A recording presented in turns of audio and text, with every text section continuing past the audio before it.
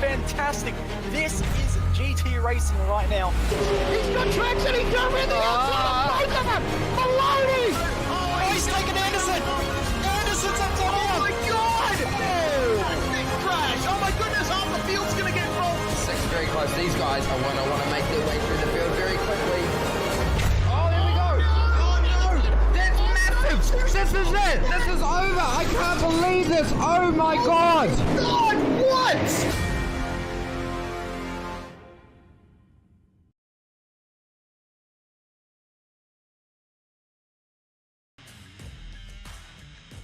This is your chance to get behind the wheel. The opportunity to race just like the pros. From the grassroots levels, where we all got our start, to the most popular race cars on the planet. From the fairgrounds of Nashville to the high banks of Daytona, to tracks that will never be forgotten. Realistic driving, intense competition, all from the comfort of your own home. This is the ultimate motorsports simulation. This is iRacing.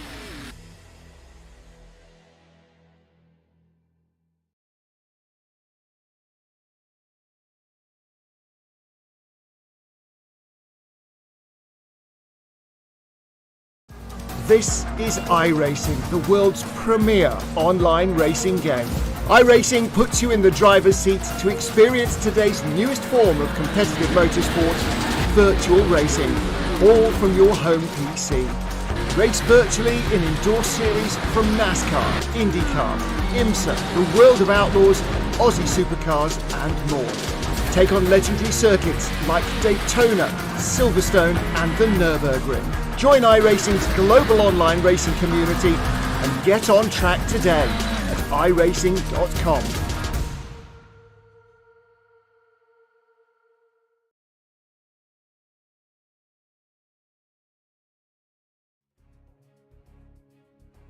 Good evening, everyone. Welcome back to SimSpeed TV. It's another Thursday night, which means we return once again with the action from season number 7 of the SimRigs.com Oz Pro-Am Sim Series here tonight from the Autodromo Nazionale Monza in Italy. My name is Daniel Yeaman, David Haynes alongside me in the commentary box once again, and Jay Kennedy up on production. And well, David, we got ourselves the second of our 2 wildcards for season number 7 of AusPass here.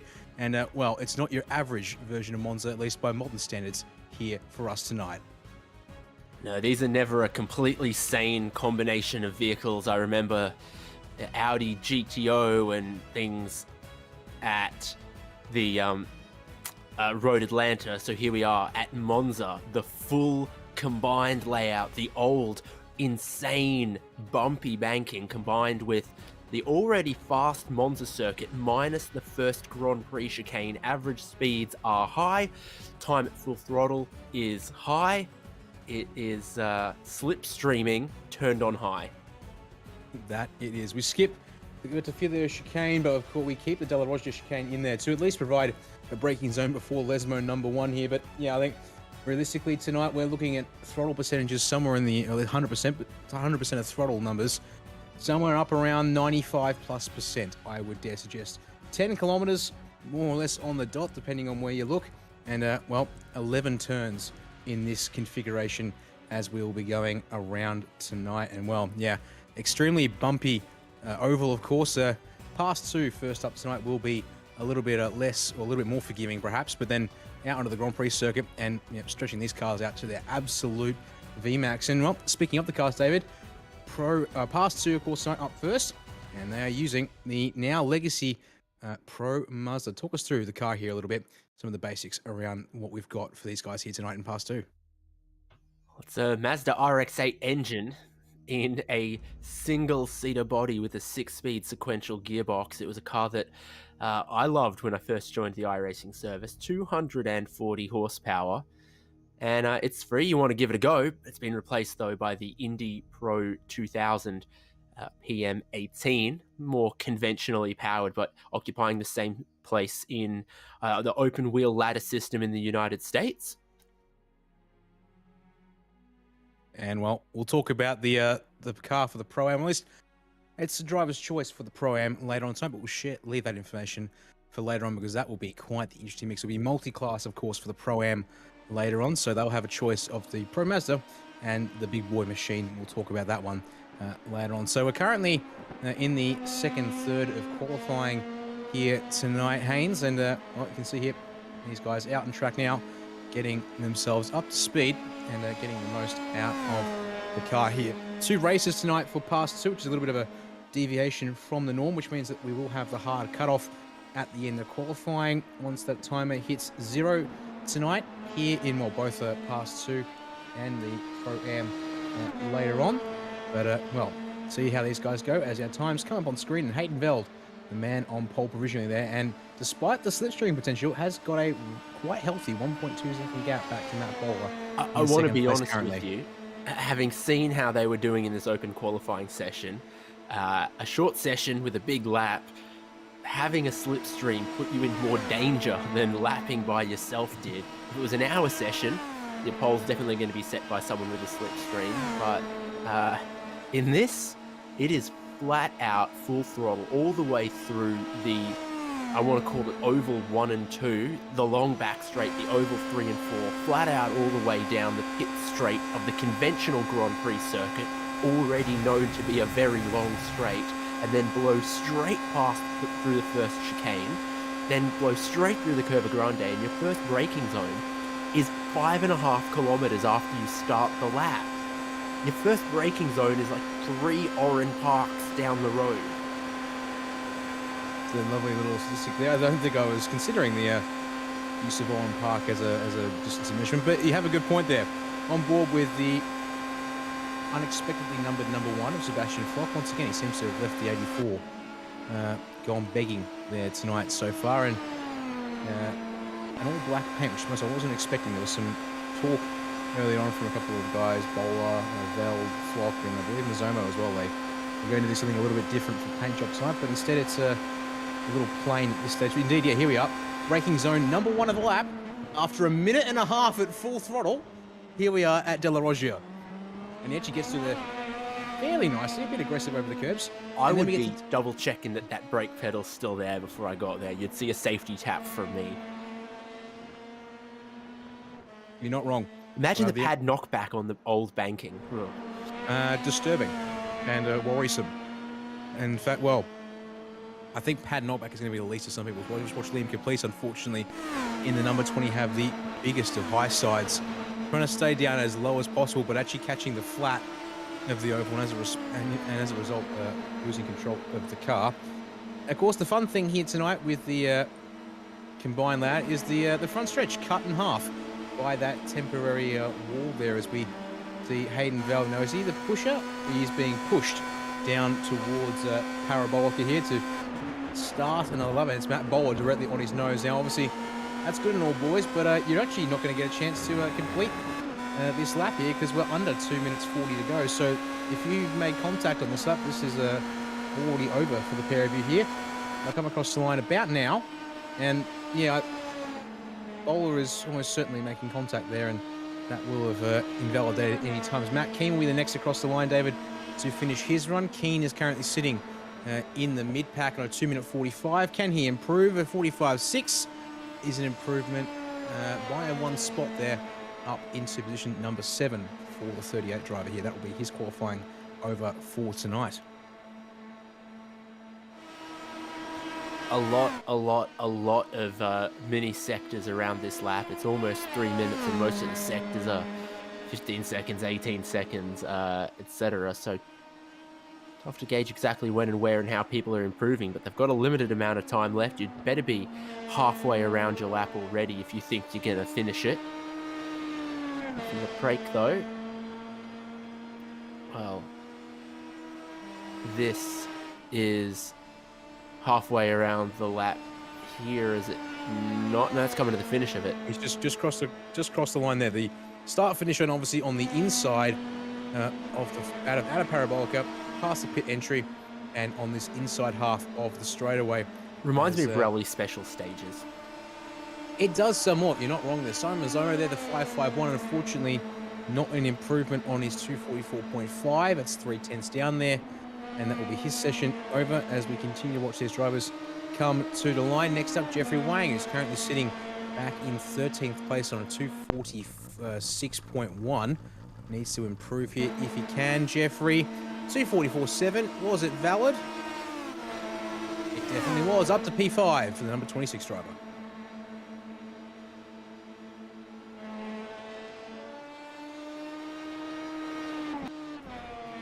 Surprisingly close given the challenge of the circuit and the layout, but I guess everyone's on the same setup and it's a lot of time at full throttle, so there's only a couple places you can really make any imprint in the times, and they are, you know, that chicane, the second chicane, the first one you get to, because that's not confusing at all, and then through the two Lesmos, through Ascari, and then the Parabolica. So it's the length of two circuits with the corners of half a circuit. At least, yeah, compared to what you might expect from a track of such length, you're not wrong there. Let's walk you through the grid. 17 cars in the session. We hope to see them all in here, but this is how they'll roll off the grid for the first of the two races here tonight. Hayden Veld is the man who takes pole position there with the 2:42.445.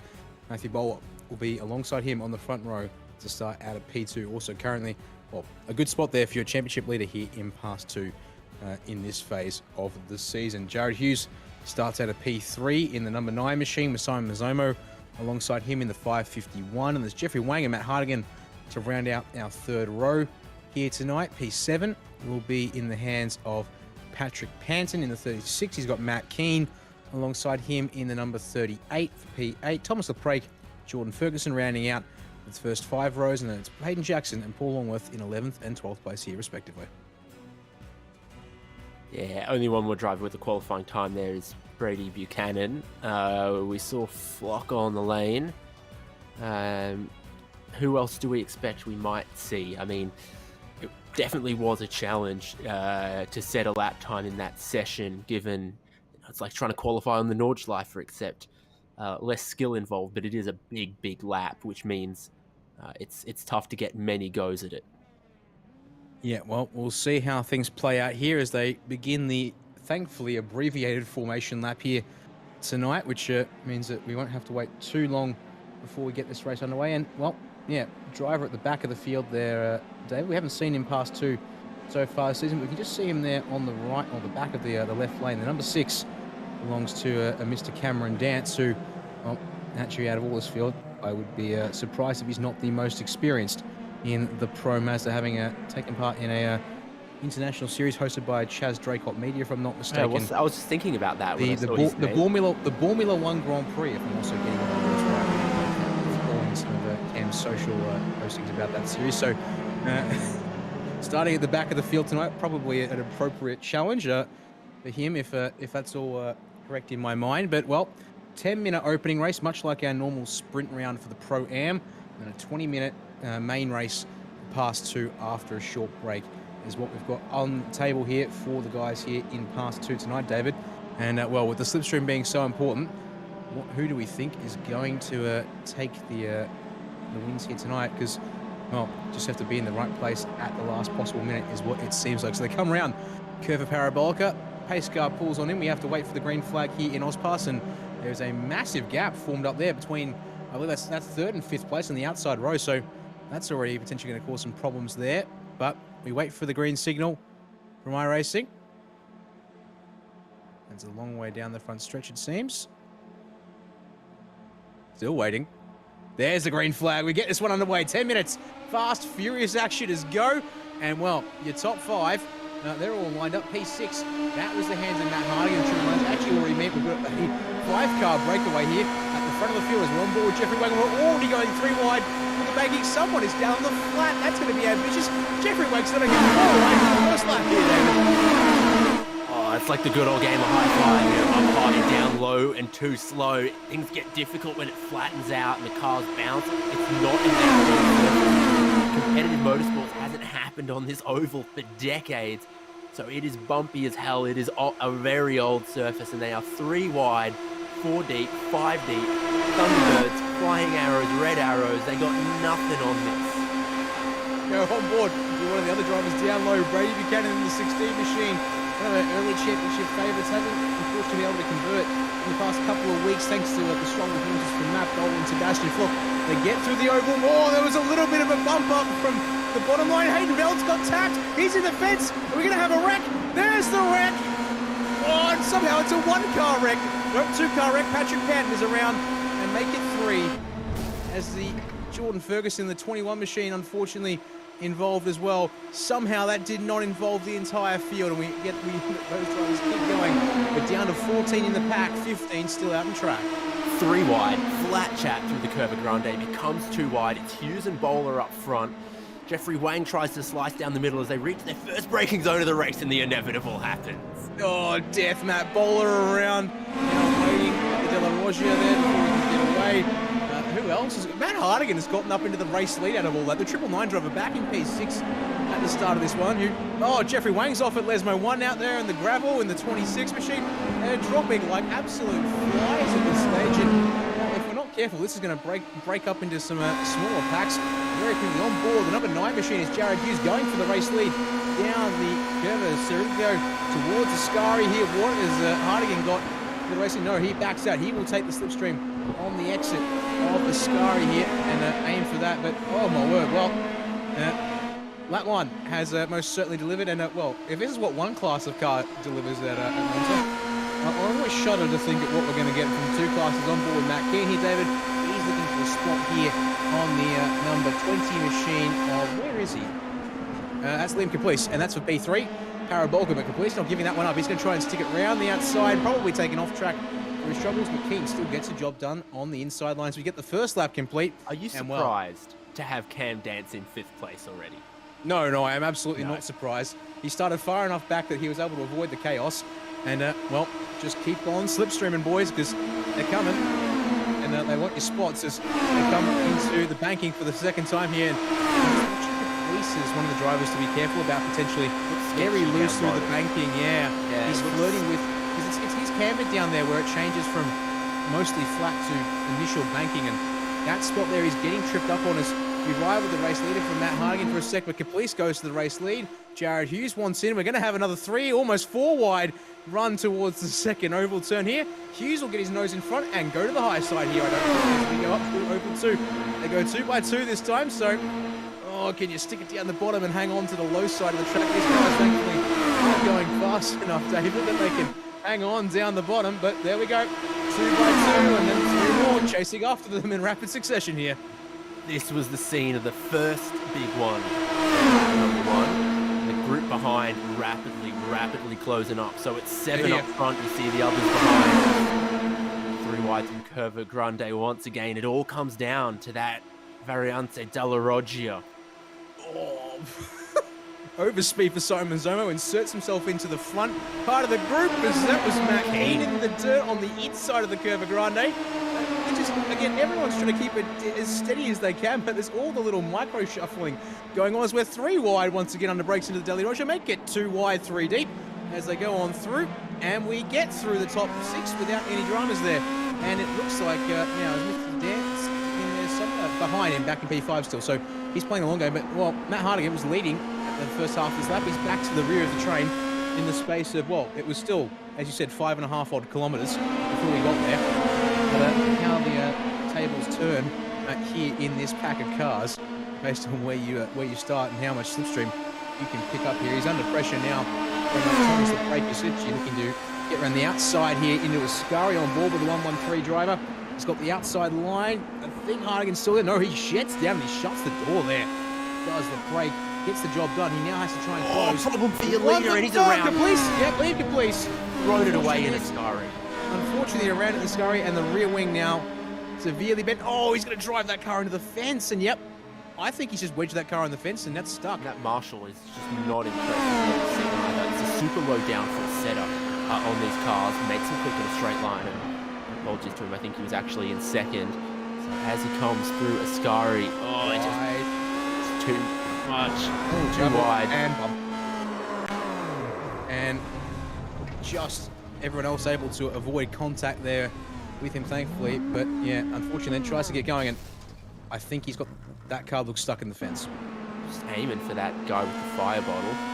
Here's the view from Mizomo. He's like, oh, what's he doing out there?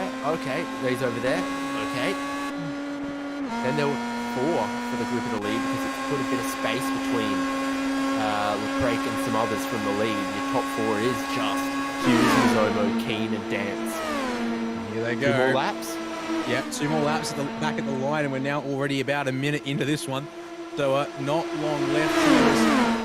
Zoma gets given the push in the slipstream from gets the situation. Hughes gets the push somewhat from Cam Dance, but they have to make sure they don't bump each other down here. So nose to tail between 2 on the outside here. Long-time teammates at TechSense Fitzstein, now Warburg Motorsport. Zoma now at 9.5 Sim Sports, but still clearly willing to work together. So how about that for the next group of cars back there? Buchanan, Hardigan, Sebastian Flock, Paul Longworth all going at it here as the next group of 4 on track with Thomas Lecrae, the lone man in the middle of these 2 quad packs here. I reckon Lecrae could catch the leaders if they mess around a bit through the chicane here. Do you think they might? Well, based on what I just saw there, we almost had 3 wide. Again, under brakes into De La Rocha. That was certainly a could be. And yeah, look at that half a second back off of Dance, who's sitting at the rear of the group. That will allow Lecrae to latch on once again, you would think. As through Lesmo 1, they come once again. And yeah, well and truly, a 4-lap dash to the line here in this opening race as they come through Lesmo 2. And Hughes hanging on to the race lead, trying to put himself in the best place, well, for him, which seems to be at the front of the field as much as he can. And while that was all happening, we can unfortunately confirm that no surprises that number 53 of Hayden Bell, pole sitter in this race, got a mechanical black flag from the lap 1 big one off the exit of the oval, and has served that one in the meantime, but is now a long, long way behind. In fact, pardon me, has not come out of the pits since serving that one there. In fact, might even still be there. Otherwise, we'll see him back out on track, hopefully, in the second race when we get to that after a short break. As fight for P2, Matt Keane versus Simon Mizomo. What's that done? Gives Jared Hughes 0.8 of a second gap, but surely now they will begin the slow but steady reel him in process as they come to the start-finish line. They're going to take the white flag, but a chance to look at something on replay here, thanks to Virtual Racing School, David. Oh, Lordy! Oh, my word. Brady Buchanan and Sebastian Flock are dead, and, well, Sebastian, I think you just turned that car into an air ramp, and he's going to try and complete the race with half a Pro Mazda, which I guess makes some sense. Very amateur-looking Mazda. That's probably a good way to put it there as well. Here's the fight for the top 4, and well, look at that, the overspeed from Matt Keane. Stays in the toe longer than anyone else, and well, to the race lead he goes as we check out the interesting looking paintwork from Mizomo, and you will see that on Sebastian Flock's car, Matthew Bowler's car, I believe Hayden Belt's car as well tonight. Well, it's a bit of a wild card. Why not send it out? Speed, Well, yeah. 3 wide typically ends in disaster here. He's just hanging back, stretching out the rubber band, then he'll close in again. I think the best timing is to have a lot of speed out of Curva Grande. Yeah, he's trying to line it up. Here he comes. These guys are doing 250 kph. The brake's doing, oh, he backed it off. Keane these guys. boxed him in. Keane came across to the left a little bit. Hughes to the inside. We're going to go 3 wide once again through Curva Grande. Hughes to get his nose in front once again. Can anyone send it on the inside to challenge him here at the De La Rocha? They all go line up on the inside. And so it's going to be Matt Keane. No, they all go single file once again. Hughes back to the race lead. He's absolutely holding this. Oh, Mizomo almost loses it from 3rd place. That bottles up the rest of the group. But Hughes has done a fantastic job in this car here. He is managing his timing of the runs here tonight incredibly well. And he now has 0.7 of a second gap. Nearly 0.8 coming off of Lesmo 2. There's not much left in this track. So Keane's going to have an absolute massive run in the slipstream down here to Ascari. Massive run through Ascari itself. As Cam Nance decided now is the time to try and be the one to lead Mizomo around the track. You actually see he's picked up a bit of wing damage over the course of this race there on the number 6. He gets P3 into Ascari we come. Still could be 5 drivers for the win here tonight, but Can't Dance is deep through Ascari.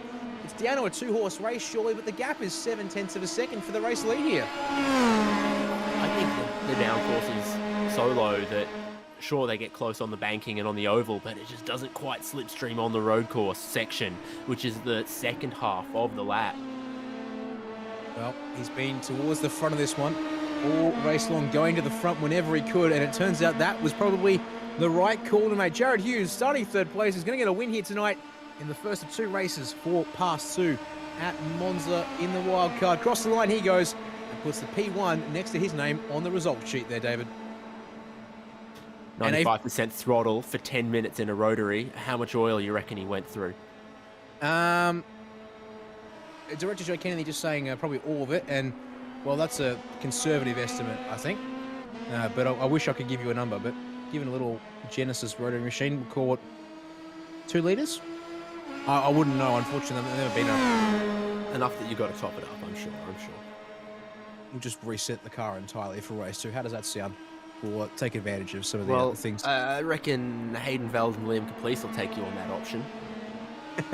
Indeed, as final couple of cars across the line come around Parabolica. Matt Bowler's going to finish in P11. Unfortunately for him, he'll miss out on an inverted top 10 for this second race. I'd take it. I'd rather 11th than pole. That's true, I suppose. It would be an ambitious spot for pole. And in fact, he throws the car immediately into the fence just as we switch to look through your race results here from the first of 2 for Pass 2 tonight. Jared Hughes there, just under half a second clear at the end of it. Well, that was going to the lead when it mattered the most there, all the way back out of Curva Grande into the Della Roggia. Gets the win here in race 1 ahead of Matthew Keane. Cameron Dance up from 16th to 3rd in that one race there. Thomas Aprake ran coming home in P4. Matt Hardigan next across the line in P5 there. Paul Longworth in 6th with Hayden Jackson in 7th. Sebastian Flock just behind him in 8th place. Simon Mazzomo not too far back. In fact, what happened to Mazzomo there on the results sheet? That's not quite right. He shouldn't be that far down. Sorry, was it he? He was in that top 5. Mr. Mazzomo, did you get the incident limit right after crossing the start-finish line or right before? Oh, because incidents are still in play until everyone's taken the checkered flag. And big lap, there were guys who centered a bit hard at the... Well, the guys were like 2 minutes back, right? So everyone who threw it at a wall after the checkered flag from the top 5, etc. Yep, and I'm going to probably see in a second confirmation of that statement because Matt Keen's just asked. Yep, and he's confirmed in the YouTube chat, so there we go. Well, oops-a-daisies, Mr. Mazzomo. That was a bit naughty, but you start in P2 for race number 2.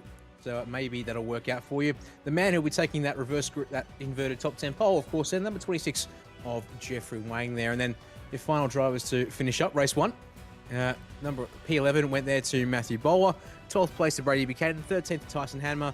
14th to Patrick Patton. 15th to Jordan Ferguson. And unfortunately, Liam Caplice and Hayden Veld not finishing the end of that one there. And indeed, Mazzomo confirming in the game for those who aren't watching the broadcast tonight that yes, 4X contact potentially after the line there has sent him up and over the limit. So back down the results in race 1 he goes, but up the grid order here for race number 2. And boy, okay. So this is the whole field under a blade. There's no room to the wall on the right, and what do you say? See the car. Which direction does the rotor spin? Because I think the car cancelled it out. Well, if there's such a thing as rotor stall, then in that case, that would be a pretty good one there. So, short break here for us, but we'll stay in session and keep talking about it. So, that was a 4-lap, 10-minute race. We've got 20 minutes for this final race here, David. What we'll do is actually quickly look at it once again. So, we're on board with Hayden Veld here, up against the divider wall, and a bit of a nudge perhaps there from the number 8 machine, which was in the hands of Hayden Jackson there, which was enough to completely, slowly, and eventually make that rear wing disappear in old damage model fashion. This series is brought to you by simrigs.com and motion sickness pills. And Joe Kennedy just pointing out a lovely little bit of backfire, rounding off the carnage for that one there for Mr. Veld. So I think, yeah, that kind of bit of a rub and bumping there on lap 1. Need to be careful once again, because once they got down to that packs of 4 and 5, it seemed to behave itself for the most part. To us, I want to see, is there any chance we could have a look at what happened to Sebastian Flock on the third lap of that race through Ascari there? 'Cause I want to see, it was an absolute ramp of a moment, which means he absolutely ate the anti-cut curb on the exit of Ascari. I just want to know how much exactly.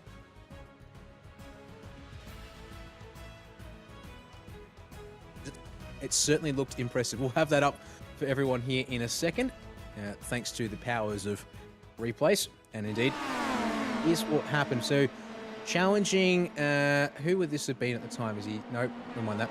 Oh, so he gets the first bit of anti-cut. He misses the second set of anti-cuts, and then, I'm sorry. Oh no, oh no. He's driven the car. He nearly lands straight on top of him, man. Come on. So, yeah, absolutely. I think it was Hayden Jackson, the man who was behind him, who got involved in all of that one there. So, yeah, I'm sorry, Seb. You've used the anti-cut like it was a ramp. It's treated you as such. And it was Brady Buchanan, my apologies, in the number 16. So here's what he saw when this all went to, well, it went skywards and then came crashing back down in about 1 second or less. I mean, you want to stay with the pack and you want to draft, but man, you should have seen that coming when the guy was that far offline. Yeah, I mean, it's certainly patience is the virtue, but in a 10-minute sprint race, you're not thinking about patience all that much.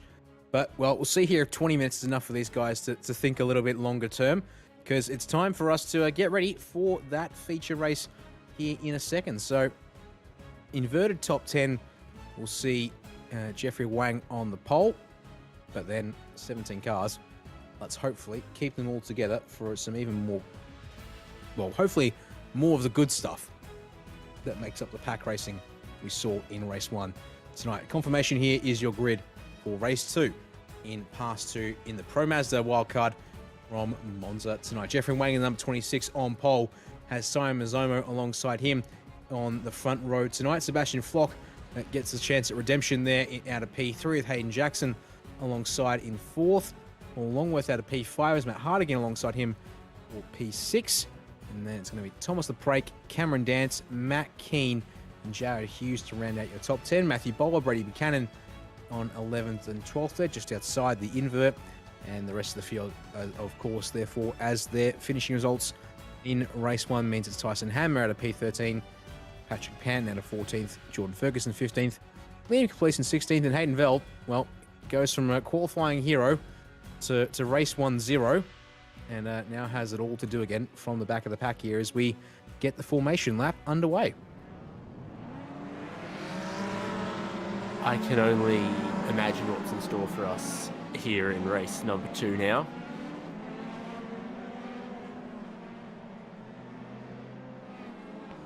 Well, I get the feeling this is going to be quite the collection here. There's a little bit of chatter hearing about what was happening in race 1, a bit of damage that drivers picked up over the course of that race, and well, even just seeing a bit of it with the long shots. A couple of drivers, even at the front of the field, who've been working on drafting and such, picking a bit of front end damage. Not sure if that hurts these cars all that much here tonight, given the importance of just straight line speed, but well, you wouldn't want to get tripped up there too much. So hopefully keep the field nice and tight this time round through Parabolica as one big group.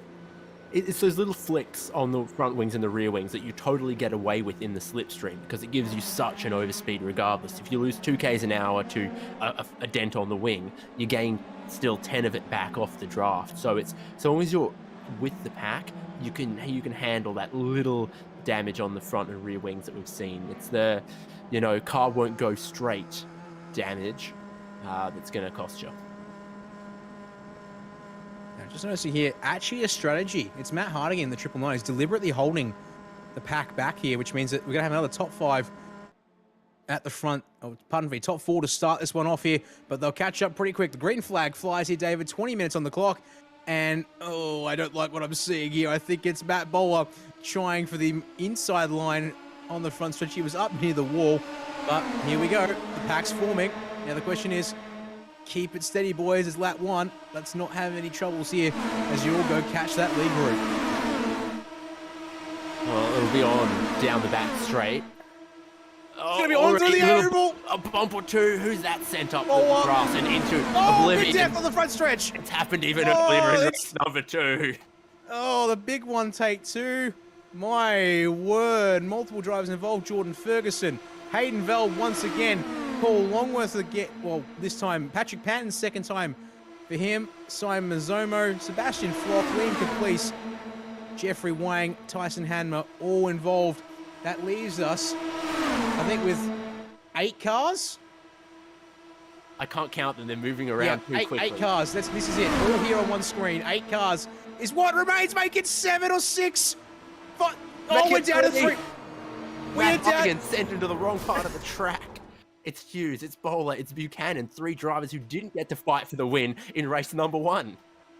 Well, actually, Hughes could make it 2 from 2 here tonight. Who could have predicted this was going to happen again?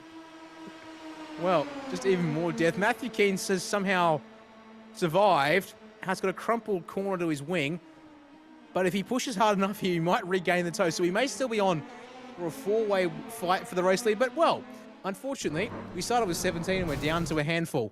And let's have a look at it all on the replay, thanks to Virtual Racing School. It all started through the oval. Matthew Bowler in particular, but have a look at this. They come out here and so a bit of moves already as the moment the green flag flies. They mostly double file, but you can see Matt Bowler down on the fence. This was the first. No, sorry. Tyson Hanmer in the 18 was one of the first to get sent off. He was down low and then he ended up shooting up across the grass. And from there on after it happens. So it's... Right, so the number 18 machine in the middle of the package, so down low. I could have sworn I saw... There's contact down low, and Hanmer, unfortunately, destination trees on the inside, and it continues, and they pile on in from there. And, well, just look how many of them did not make it through. And, oh, lordy. A couple of drivers, unfortunately, unable to steer their cars out of the end of the Armco. And, well, here they all are lined up, and in fact, nearly all of them have opted to abandon the cars as they're not feeling too keen about things here. So down to 3 at this stage. Matt Keane is a maybe. Just depends if he can hang on, but by the looks of things, he's being dropped here on this particular lap as they're towing themselves all along here. So unfortunately, this might be a bit of a quiet one, but, well, I did hear someone say, what happens if no one survives this race? This feels like, to be honest, we could get to this point, depending on who dies when, as it's now Bowler on the inside, Hughes in the middle, Buchanan around the outside, 3 wide once again. And, well, Matt Keane watching on from the background with some hopes and prayers in mind. Okay, be careful here, boys. This is all that remains here for pass 2 now. And they're wobbling, David, but they're going to hold it together, I think, this time around over 2. A very high definition recreation of my last 3 brain cells bouncing around in my skull. I guess when there's not that many cars, it doesn't take much concentration to worry about. There's Hughes back into the front of the field and Buchanan giving him somewhat of a bump. It's a bit hard to tell. Bowler's going to tuck on in. Bowler's going to tuck into the gap that Buchanan has just opened up for himself. Buchanan with the side draft, though. He's going to have some options, but Bowler's going to come out last. In fact, Bowler up the middle to the inside of Curvagrande. He's going to get his nose in front for the race lead. Can he hang on to it this time for the De La Roggia? Because we know that Hughes likes to take the lead before or under brakes here at the De La Roggia and hold it all the way around the rest of the Grand Prix lap. Side by side for the race lead. Bowler's going to spin! Your championship leader puts it around the wrong way at the De La Roggia. His car's okay, but, well... Race off of pit lane, though. Here we go. Thomas the Plake and Hayden Jackson. Ferguson, Sebastian Flock, Matt Hardigan. The race is back on again. Well, credit to them all for coming back out to get this one on, with the exception of a couple of drivers, including Cameron Dance, whose car is doing some interesting circles in the pit lane. But we won't talk about that there. Shredder tyre smoke from his number 6 machine. But, yes, checking in with Cam Dance here for a second. Smile, Cam, you're on camera, because this is definitely outside the realm of normal driving. And back to the track, I say. So how far? Look, They are fifth still and ninth, who's still rejoined. They're still in the lead lap here. Everyone is still on the lead lap. Can we have a dear AusPass? Can we have a competition caution just to get this to group everyone back up again? No, because you know what will happen on the restart. Well, yes, that would be bad. Unfortunately, Tyson Hammer reporting some issues that means he can't get back out on track, and he will be stuck a lap down as that was flocking the dirt there through Curva Grande. He's got Hardigan right alongside. It was getting a bit dicey there under brakes. Keen's had to pit. Oh, I suspect Keen had too much damage. He's lost the draft of the leaders, and so he's decided to drive it into pit lane to get the fast repair, and that'll still keep him in fourth, ahead of everyone who had to tow, but he's given up on the win. Yes, I think unfortunately that would be the case. And well, down to 2 now because Matt Bowler is undamaged but 6 seconds off the race lead. So, hey, Brady Buchanan, Jared Hughes may need some fireworks as Matt Keane returns to the racetrack. He also took tyres in that one there, so he drops into a world of his own, quite literally. And the next two behind him here, Hayden Jackson and Thomas LePrake, as your two in the front of the field keep on going. This time, though, Brady Buchanan going to lead them to Curva Grande. Nope, Jared Hughes will take that one back straight away with the reverse, the counter slipstream, I should say. And look at that there for Buchanan, David. Already got a little bit of damage on the front left corner of his wing this time as they come up to the Della Roggia, and they will stay as they were on this one. Get really ambitious through that chicane, given that the ability to lose is far greater than the ability to win through there. This looks like Flock, Wang, Hardigan, and Ferguson. You've got Wang up high, of Flock down low. And Hardigan going to go the long way around here on the oval. Update on Cam Dance's car. Since we haven't already talked about him enough, but he's not actually actively controlling that vehicle whilst it still does donuts in the pit lane, we're informed. It is decided to... It's still going. Can confirm the engine is not revving anymore. It is doing perpetual circles in the pit. So something very interesting going on there as we check in with the group for P7, and hey, caramba, that was a little bit interesting there because that was Hardigan and Wang touching wheels. Sebastian Flock looking for the inside on them all as Jordan Ferguson sits behind. Oh, isn't that one of the race leaders? No, apologies. Thomas the Prake has been either escorted or found to the fence, and he tows back to the pit lane. A replay, thanks to Virtual Racing School, coming up right this second. So Keen up the inside. Sorry, Hayden Jackson up the inside. LePrake up the outside. Oh, he's gone straight, grabbed the grass on the inside there, David. And that was the rapid escort service, direct defense. On board here with Hayden Jackson. He's a little... That angle makes it look a bit interesting, but you can see how far out Hayden Jackson comes. I think if we had a different angle on it, you'd be able to see... Oh, hello. There's back to live pictures. That's Hayden Jackson having a moment. But, well, he's now only about 5 seconds ahead of this group of cars. So, you know, the fight for P5 still could be on if we have any more moments. And all these guys here can play nice and keep racing. As our top two are still going at it. And this time it's going to be Buchanan. No, Buchanan will not lead it into Curva Grande once again because Hughes will get there just in time on the way in with the toe back. Does Buchanan fight it this time around the Grand Prix stretch? He hasn't done it so far, David. And looks like to me he is going to stay in line. Once again, he will not fight for the race lead at this point on the circuit as Hayden Jackson's just tumbled down the order. What's happened to the number 8 machine? Has he picked up some damage there? Not enough to get a mechanical black flag, but he drops in behind that group of 4, and he'll get past for P9 as well. Patrick Panton will go on through, so outside the top 10, but a fast repair used by the number 8 machine as we continue to watch these guys. You can see here, in their own little world, but they're still racing like it's for those front positions. So good on them all.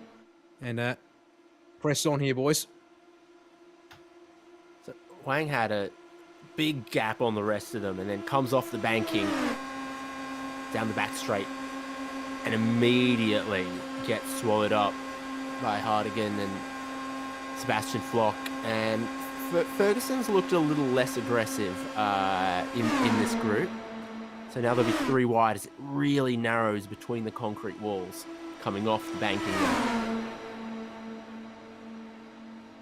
And unfortunately, I was going to say news from the pit lane. There is no longer a spinning top resembling a Pro Mazda in the pits, as Cameron Dance has quit the server, and that has Magic will finally force his car to stop.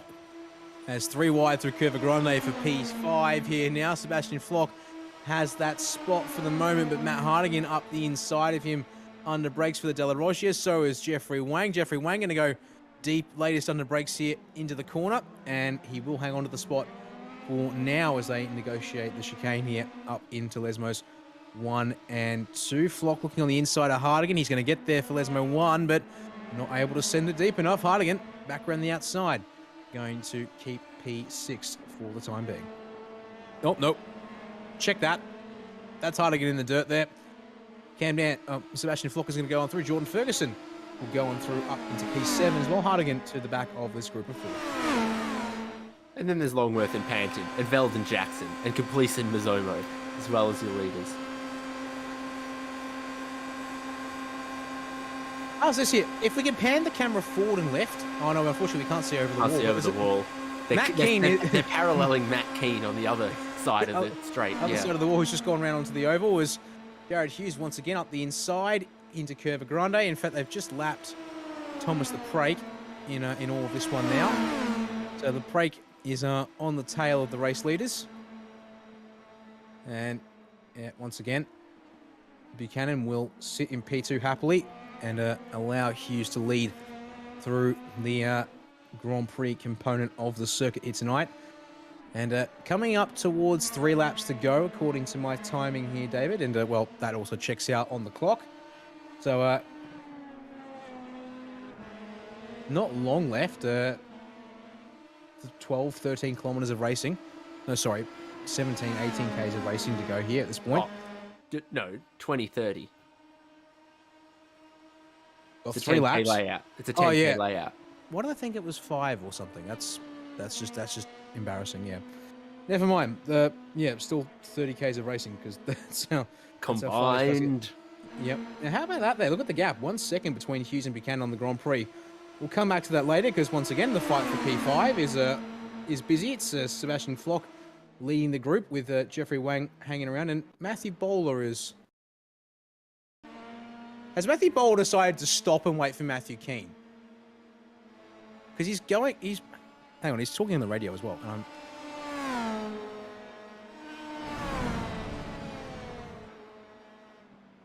well, we're going to find out. Oh, yep, solid loss of control. He's still going on the radio, this man. Do I need him to remind him to stop talking so that he can just focus on driving perhaps? Because, oh, lordy, 3 wide through the Curva Grande. Flock, Hardigan and Wang still going. Jordan Ferguson is still ever the patient man, willing to let these guys duke it out. And, yeah, I think Matthew Bowles decided that it's it's AusPass story time. Is he reading Beauty and the Beast over radio to everyone? I couldn't tell you. I wasn't aware that. Well, I think it's Pinocchio. It's Pinocchio. Oh, that makes sense. Yeah. May need to work on He's dreaming the about delivery being there. a real boy. He's not putting any kids to sleep with that. Yeah, might want to work on the delivery of that one there. Unfortunately, we can't bring that to you. Fortunately, we can't bring that to you. Yeah, it's a good point. Yeah, unfortunately or fortunately is a debatable statement at the time. I'm honestly surprised they haven't told him to shut up yet because they're all going around just minding their own business. The race lead is still this lovely little 2-way scrap here between Hughes and Buchanan. And once again, Hughes gets on back past with the slipstream down the front stretch to Curva Grande. These guys here fighting over P5. They're actually... Well, yes, actually, they are a long ways behind because they're coming on to start the same lap, but the leaders are already mostly complete. For a second there, I thought they weren't that far behind, but no, they're on Parabolica, which means they're on the end of a lap, not the start of a new one. Whereas your race leaders are now coming into Lesmo 2 as we watch these guys enter oval number 1 here. And 2x2, I think, is the name of the game here. Yep, Ferguson inside Flock. Hardigan shadowing Wang there up on the outside line. Who gets the best run and goes to the lead. Looks like the answer is the high side might just have it here. We're going to go almost 4 wide. Ferguson wants a way through, and he opts to back out of that one there and stay in behind.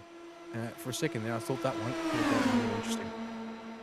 Yeah, Hardigan just sneaks through, and he's sort of halfway between the low apron and the high banking, and you gain a little bit of position down low initially, but then up high keeps the speed easily. It comes off quicker. Behind and to their right is the race leaders on the Grand Prix side of the barrier. Jordan Ferguson has a very stressful view.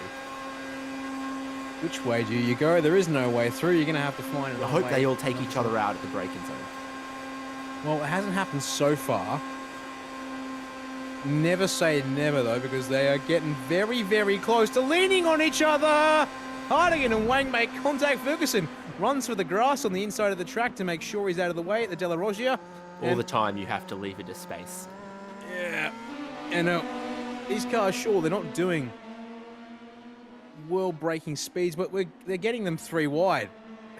Like, it's not the widest bit of circuit here at Monza, as our race leaders are coming through the second part of the oval. Brady Buchanan was nearly 1.2 seconds back at the start of the lap, coming off Parabolica, but hangs it up high, round the banking, and Sebastian Flock has departed the fight for P5. We'll have to find out on the replay, thanks to Virtual Racing School. Looped it on second, Lesmo. Oh, up the inside of Matt Hardigan, the 999 machine, and yeah, car says no to curb. Oh, now Wang and Hardigan have gotten together. Ascari. No, not great for Jeffrey Wang. Unfortunately, no, that has gone horrendously wrong, all in a flash. And Wang tows his car to the pit lane. So this is going to be a self-error, which then collects Hardigan here into Ascari. Just loses the rear, and he's right plumb on the racing line. Hardigan took to the grass somewhat to avoid, but... Well, Jordan Ferguson gets his promotion to P4. Same slide that Bowler had, wasn't it? Yes. Same one there. Just a bit of a flat slide, maybe getting a little bit too much of the curb on the way into Ascari. Already a bit unstable at the rear, perhaps. Either way, it all combines to end Jeffrey Wang's race for the most part. He might just stay on the lead lap here. As your race leaders are coming through Ascari now, depends on how quickly that car gets towed back to the lane for the 26 machine. All right, we are being told that things are going to be interesting here for us to cross over to the Pro-Am in a bit, but that is what it is. Long laps do make for a bit of a spicy combination as your leaders come around to start the final lap, and someone's finally told Bowler that the Taylor Pinocchio was not all that appreciated. So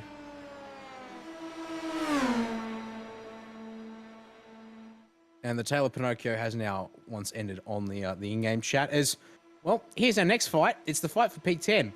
Certainly minor placings at this point here, David, but Simon Zoma on the inside there and Liam Caplice up high, going to give us a little bit more side-by-side to complement the race leaders who are half an oval behind them on the last lap of the race. Worst Rotary Club meeting ever. No sausage sizzle, and they keep crashing into each other. I also can confirm that the Taylor Pinocchio is still going on the radio. Apparently Matt Bowles decided that never say die. As well, Brady Buchanan, you've been beaten every time into Curva Grande by Jared Hughes. When is the time to make the move? It's not this early, I don't think. He needs to wait. He needs to wait and get the run later on, because You go around the outside here, and Jared will say, thank you very much. You've just passed me by now. Tucks on in. And slipstream engaged. And goes on by. And I get the feeling that's the race win. Back in the hands of number 9. Unless Buchanan tucks in here through Curva Grande and sends it up the inside of the Della Rocha. Let's see what happens this time. He's been patient every single time this race. He's going to be patient once again. And I get the feeling Jared Hughes, clean air on the nose of that car, will have just said, thank you, I'll take the win from here, Chief. But I guess don't count it out, but I've been sensing a bit of a pattern so far in this race, which is Jared Hughes gets the lead out to over a second by the time we're down at Parabolica here. Yeah, the downforce is just too low to be able to follow closely through the quick corners here. It's sort of, you know, what drags you close at the long full throttles makes it tough to follow actually through the medium to high speed corners of Lesmo and Ascari. Well, your leader's coming through Ascari right now as we're talking. Caplice and Mazzomo still going at it for P10 around the oval, and there's the gap. 0.8 of a second, not as far as I thought it would be, but, well, it's now very much Jared Hughes' race to lose. Make that 2 from 2 for past 2 tonight in the number 9 machine. Round Parabolica he comes, nice and tidy once again, as he's been all race long, and, well, knows when he needed to be in front, when he could afford to let someone by, and Jared Hughes makes that a very nice clean sweep there. Across the line at the start of the front stretch.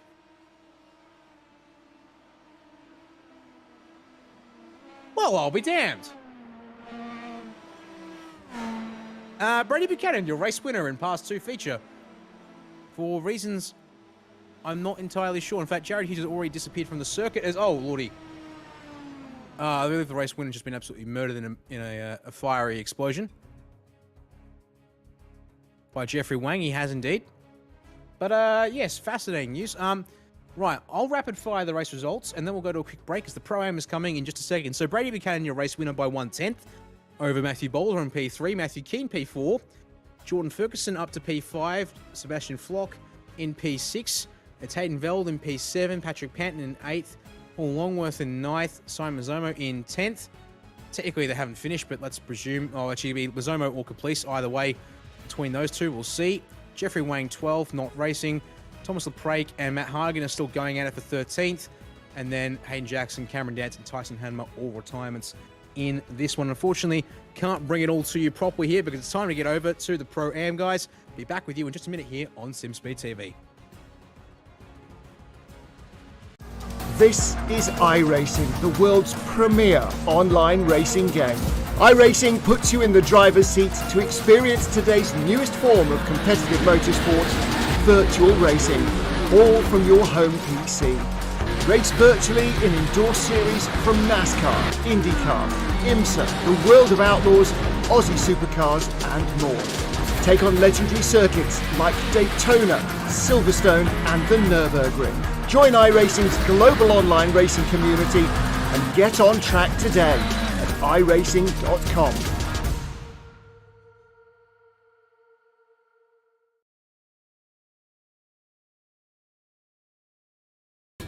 This is the world's premier online racing simulation. iRacing puts you in the driver's seat from your home computer with the most realistic online motorsports experience you'll find anywhere. Race virtually in the world's biggest events with officially licensed series, cars, and tracks. From the high banks of Daytona to the blistering speeds of Indianapolis, the dirt of Eldora to the world's most legendary road courses. It's all here, and with more than 180,000 people just like you already driving, you'll always have someone to race. Ready to get behind the wheel? Sign up at iRacing.com to get started.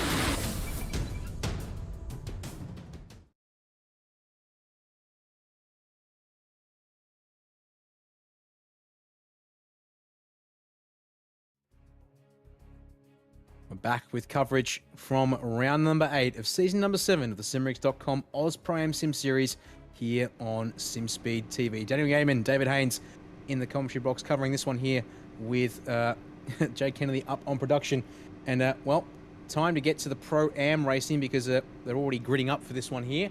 And curious to see that as decent number of Indy cars, but also going to be a healthy hand of Pro Mazdas in this one as well. The multi-class here in action tonight for this one. So, well, we've seen how the Pro Mazdas go here. Now time for the big boy Indy cars tonight, David. And, well, this could be an interesting one, to say the least. I don't know what to tell you other than it's going to be like the Pro Mazdas, except we're going to also have the Indy cars potentially zipping by them and at such huge speeds that makes navigating the oval more difficult. Yeah. Now, here's the big thing. Now, some stats on the Indy cars, having the fact that we talked about the Pro Mazdas earlier on before this one here. So, in road course configuration like they are, I believe they're kitted out with the full 700 horsepower here tonight. 2.2 litre twin turbo V6 aboard these cars here in this one. They also get a push to pass system, which in iRacing is a straight press, 20 seconds of a push to pass upon activation. And you get 10 activations of it. And also, now they've got 2 tyre compounds to choose from here in the IndyCar. Now, it looks like apparently they're all on the softer alternate tyre compound here in this one at the moment. Curious to see if that's actually the case because, well, that wasn't quite what I was expecting when it comes to tyres here tonight. But we'll find out in a second how they go in this one as they get ready to take the green flag here, David. And it'll be a 15-minute opening race here in the Pro-Am. There goes the green flag. We get this race underway. Indy cars and Pro Mazdas share the circuit, and we are go here from Monza. Kobe Williams and Graham Smith, that front row, and it's so interesting for these Indy cars on this configuration because they are road course suspension, road course wings, but they're racing on what ought to be a super speedway for the first half of the lap. It's high downforce on a high-speed section that keeps them all as close together as we would have expected. They'll be doing about 310 kilometers per hour here in the slipstream. We are 3 wide and almost 4 deep now at this point for the Pro Mazdas in the rear shot. The Indy cars a little bit more calm and controlled here as they make their way round the banking. And well, fascinating to see if my JRT is to believe. All the IndyCar drivers are running on the red sidewalled alternate tyre compound, which is the softer of the two. It was designed for adjustable on a fixed setup.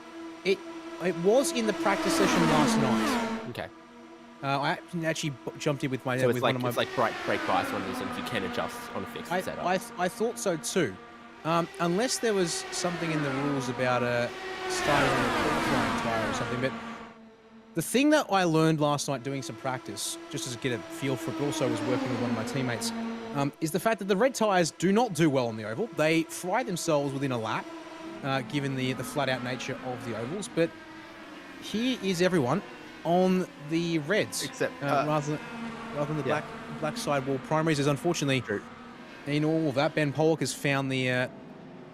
And the leader of the Goodness Pro me, Mazdas. Huge amount of sausage curve for Dale Carpenter there. Well, yeah, trying to get my head around what's happening in this race strategy-wise and all that jazz. And Dale Carpenter decides the front of his skid plank and underside has just been, it's a perfect ramp surface. It allows Jeff Connell to run away at the lead of the Pro Mazda. Here's what happened. He up the inside. It will be under brakes at the Della Roggia and just in too deep on cold tyres. Goes straight past the exit point, and then the anti-cut says bonk, and Jeff Connell walks away by the skin of his teeth in all of that one there. Not great. So the IndyCar completing their first lap here. So they are flying along 2 minutes 17, makes them almost a minute faster than the Pro Mazdas. They're going to be catching them every 3.5 to 4 laps. Down the last couple of turns up. Apologies there. Small moment on the broadcast, but I'm curious, maybe it's because now the thing is, of course, the Pro Mazdas, single tyre compound. I'm just going to look here through the settings. Tyre change rule cannot be enforced because the Pro Mazdas can't enable it. They didn't have to start with their qualifying tyre, but according to my timing, and according to what we're seeing visually on stream and for us in the session, They're all running the softer compound of tyre as this is, I think, our battle for P5 here. No apology, P6? No, P5. No, that's our race leaders. I'm getting everything so confused, and I'm very sorry about it. It's Graham Smith there, and our paint's now loaded here. I think that's what caused me to trip up there for a second. Graham Smith went for one heck of a hair-raising moment there, coming off the oval onto the front stretch, but they're well, side by side. It's Brandon Levin trying to fight with Kobe Williams there at the De La Roggia, but they will sort themselves out and go single file on the exit here. As, trouble at the back of the group. Nick Bottrell, Adam Jepson. Oh, and that rejoin. Go the long way round, son. Find a split in the barrier. I'd do anything to avoid going over those sausage curves. That's what happens for Bottrell. Here's it. Oh dear.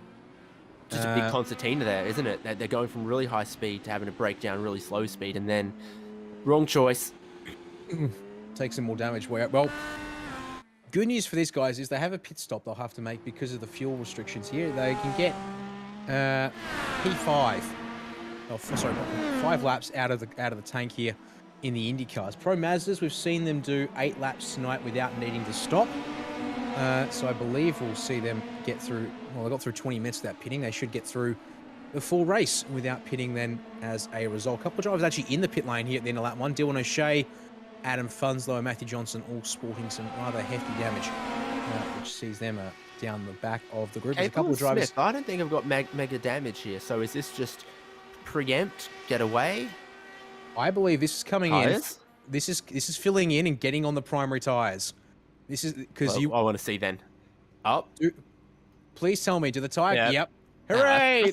Unlike the Formula 1 cars, we can see what compound the Indy cars are on, and yep, no surprises there. Get off the reds, get on the blacks. They are actually faster around here in a straight line because they have less rolling resistance. They don't go to 150 degrees Celsius. Alan Holgerson, Nick Wood. Yeah, all right. Let's worry about this. They were 4 wide there, and 4 wide to Parabolica. Actually, I just checked. My life insurance isn't good yet, so let's make it 3 wide. Then that's a little bit less chaotic. Oh, you mean it covers everything except going 4 wide into the Parabolica? Apparently so, but they still want to make it 3 wide, if not 4, as we approach. 3 wide's covered, mate. Come on. Well, they're not complete scanners. Okay, hang on. We just watch out for Holgerson here. He wants to make it 4 wide. He's decided for going with the insurance he's bought up the complete package from his provider tonight, but he's got nowhere to go. They've covered him off. He wants a gap, but they're just giving each other enough space in front of him that there isn't anywhere. We're going to go 2x2 instead and go catch the next group of cars, which includes Aaron DeLuca, Jeff Connell, and Dale Carpenter racing for the lead in the Pro Mazdas here as they sweep around oval number 2. Caught them, so he's now down low in the orange and white, and he joins the party. And I wonder if Richard Brookfield is just losing touch there following the low line. This group then catch the leaders, and it's all top 8 in the Pro Mazdas reunited. Huge head of speed from that group behind, catching Connell and Carpenter and DeLuca, who've look at the outside line off each look other. At the outside line coming up the inside now for the 35 of Daniel Webster. He's to the lead of the class. He's gone from, I believe that was P4 coming onto the oval, or coming off the oval, I should say, into the race. Dale Carpenter gets the side draft once Webster pulls up alongside, and here we are, the pack of cars racing around Curva Grande to the De La Roggia. Connell's looking for the inside under brakes at said De La Roggia. Here we go, 2x2. And Carpenter swings around the outside to hang on to the spot. Everyone else in the Indy cars is into the pits. The question is, 5 laps of fuel on board the Indy cars. The guys here on the hard compound tyres, have they come in? Holgerson ended up in the wall. Oh dear. Alan Holgerson indeed, the 79 finds trouble as, yep, switching to the black tyres, locking Capel to the race lead, and he's checking out on the guys on the reds. As we check out the Pro Mazda replay, oh dear, Holgerson given one solid hip check there out of De La Roggia, and that was his race done right there and then. So the early stop for the IndyCar guys has benefited them really, really well. Capel, like you said, and Graham Smith up front. Kobe Williams is the first driver who's just exited pit lane on his outlap, trying to stay in touch with Graham Smith. Would you be hitting that push to pass button? Maybe. Just one. Yeah. I had just one to spare. I'd give it a go right now. Probably, and it looks like based on the speed, Williams is on the push to pass around the oval. I reckon Levin had 2. He was up to 3:16. Yeah, Graham Smith and Williams currently not on the button. Capel and Smith, my apologies. As we check out the onboard with Williams, you can see there, it's just turned off the push-to-pass system for your man in P3. And a 50 horsepower bonus. These guys, Adam Jepson, the next man coming off the oval, is on the button here. And when you're not in the tow, and it certainly helps give you that extra punch in a straight line. Obviously, it's more effective, generally speaking, at least it's used in real life, more so when you're coming off of acceleration points and you want to be as fast as you can. Here in iRacing, of course, don't have the complexity of the real-world system. That is, you can turn it on and you can turn it off at a driver's discretion within that 20-second window. So these guys here, they press the button, they've got to commit to it. So if you hit the button, make sure you've got yourself long enough straight away to use up as most of the push the pass that you'll be given here as the race lead is on once again in the Pro Mazda class here, David. 3 wide for that, and then you've got 2 in behind to make it 5, and 3 wide for P6 just on back down the road. How good to be Aaron DeLuca. You don't even need to pick and choose your lane. Wherever you go, you're going to close in on this lead group because you've got a slipstream in the middle, slipstream to the left, slipstream to the right. And whoop, here you come. Just got to think about where you want to position through Curva Grande, how you're going to brake into Della Roggia chicane. IndyCars are starting to lap the back of the Pro Mazda field. First man who's been overtaken, Adam Funzlo in the number 32 machine. Unfortunately for him, he's Graham Smith back into the pit lane. Now that's unexpected. We saw him come to pit at the end of lap 2. He comes and pits once again as, oh, look at this here.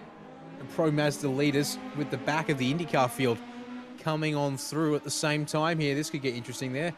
That's the lone 525 machine of Adam Jepson there, if I'm not mistaken. No, Nick Bottcher, apologies. Actually trying to pass these guys from position here, David. This could be a little bit dicey. He's got to get through. He wants to get through nice and cleanly. He's got to time this right. No, go to the racing. Off the racing line. Oh, the snake. Bottrell got a penalty for speeding on pit lane. Oh, he makes he's contact. Collected one already. Oh, so that's how he's ended up back here. So he's pitted and then been held. These Pro Mazdas haven't pitted yet, so the IndyCar just sneaks its way through, but not without a little bit of drama, if you don't mind. And, well, check out the next group of cars fighting over 4th in IndyCar. Ben Jeffrey holds on to that spot for the moment, but Sam Lehman coming up the inside in the BWT paint job there. He's towing Daniel Cheney along there in a McLaren, Arrow McLaren paint job there. As for the race lead in IndyCar, Cody Williams is back on through on Lachlan Capel. Towed on up quite nicely there with the push to pass, and then Slipstream does the rest very nicely as Lehman through into P4 for that position in that group there. As your Pro Mazda leaders, they start their next lap, or the 5th lap of the race here, I should say. They will get 2 more here in this one. Though, depends on how the IndyCar guys go, because with Cody Williams coming down to Ascari, lap time difference. Just going to lap him. Yeah, IndyCar's here currently doing 2-minute 17s or so, or down even 2-minute 15s in race trim with Slipstream, versus a 2:43, 2:44 or so for these Pro Mazdas. So they will catch it at rate of knots, and well, look at them there, 3 by 2 by 2 down the back of the oval, and that is all 7 cars fighting for your race lead in this Pro Mazda class here tonight. And for good measure too, also, this is the joys of AusPass multiclass, David. There's the Pro and the Am fight amongst all of this to try and unscramble as well. No, don't have brain capacity for that. Sorry. Well, yeah, I don't We'll blame have to you. wait till later. This is going to be a bit. So I'll give you a rundown in the meantime. Your top 3 in IndyCar are all Pro class drivers, so they're racing each other directly on track. Ben Jeffrey is leading the amateurs in the IndyCar tonight, but he's got Sam Lehman and Daniel Cheney in the battle group with him there.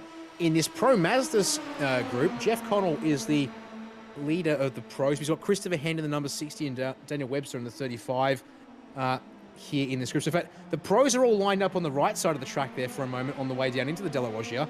The Am guys, Dale Carpenter, Nick Wood, Aaron DeLuca, and Richard Brookfield, they're in that group there too, and they're all lined up on the left side of the road, if I'm not mistaken. Well, here's that fight for P1 in Am here tonight.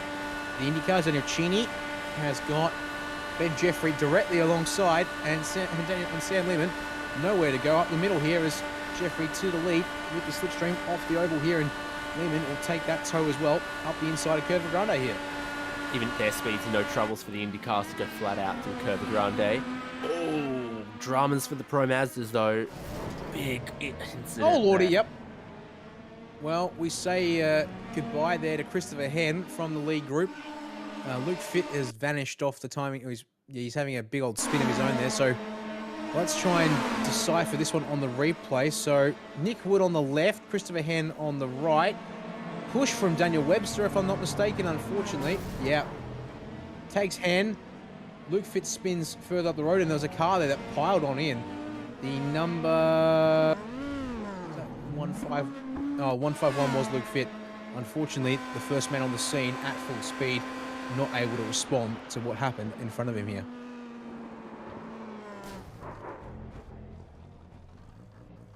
Yeah, tough break on that one. Starting the final lap of the IndyCar guys, so I think they're going to get around to lap the Pro Mazdas, or at least most of them on this lap. So then I think that also makes it the last lap for everyone in the Pro Mazda as well, because the leaders are about to get them. There we go, on the push to pass button for Brandon Levin. It's definitely what he needs. It's going to be bad. 316 k's an hour versus 305. They're that limited by the gearing here and the aero package that they're running tonight that the push to pass isn't as effective as it normally would be, but well, certainly still of some benefit. They come around oval number 2, I can tell you, the Pro Mazda leaders, there are fair ways up the road actually. In fact, the race leaders in Pro Mazda are just coming down towards Curva Grande now. They might be caught, but there's a lot of Pro Mazdas that the leaders have to get through here. Oh, gee whiz, that was very close. Oh no, they're going to split the difference. Split the difference, boys, down the middle. Go, go, go. Oh, Pro Mazda bails out. Who has escaped Hilton Booth? Exit stage right. Left on our perspective here as they come up to the Della Roggia. Oh, Jeff Connell and Nick would have spun on the exit of the Della Roggia. Dale Carpenter's going to get through to the class win in Pro Mazda and the AM class win, as Capel and Williams still trying to race for the Pro win and the IndyCar win too. They're mostly clear of the traffic now, but oh boy, this is coming together right at the end of it all. Who's got push to pass left here at the end of this race? Capel on the push to pass out of Lesmo 2. There's Kobe Williams on the push to pass out of the corner. They're both on the button. No surprises there, really. We're on lap 7 of this race. 10 activations per race. They should both have enough to absolute... Okay, one left, we're told by Director Jay Kennedy. The final dump here out of Ascari, presumably, because it's not going to be that. Okay, Capel's on the button. We're indeed on board, but Kobe Williams is not using it this time by. It's going to be an absolute send from Locking Capel too far back. He won't be able to get there unless there's a mistake from Williams round Parabolica, but no. Nice, tidy run through the final turn for both of your top 2 drivers. On the button for the race winner, leader. He'll wobble his way across the line. And that's going to be a win there for the 994 machine. Instant spin as he throws himself over the line.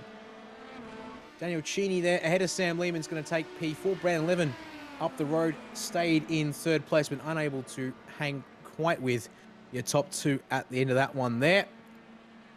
Your Pro Mazda win goes to Dale Carpenter, and in fact the top 6 in class already across the line there, David. And well, that came to a head very quickly there at the end of that one.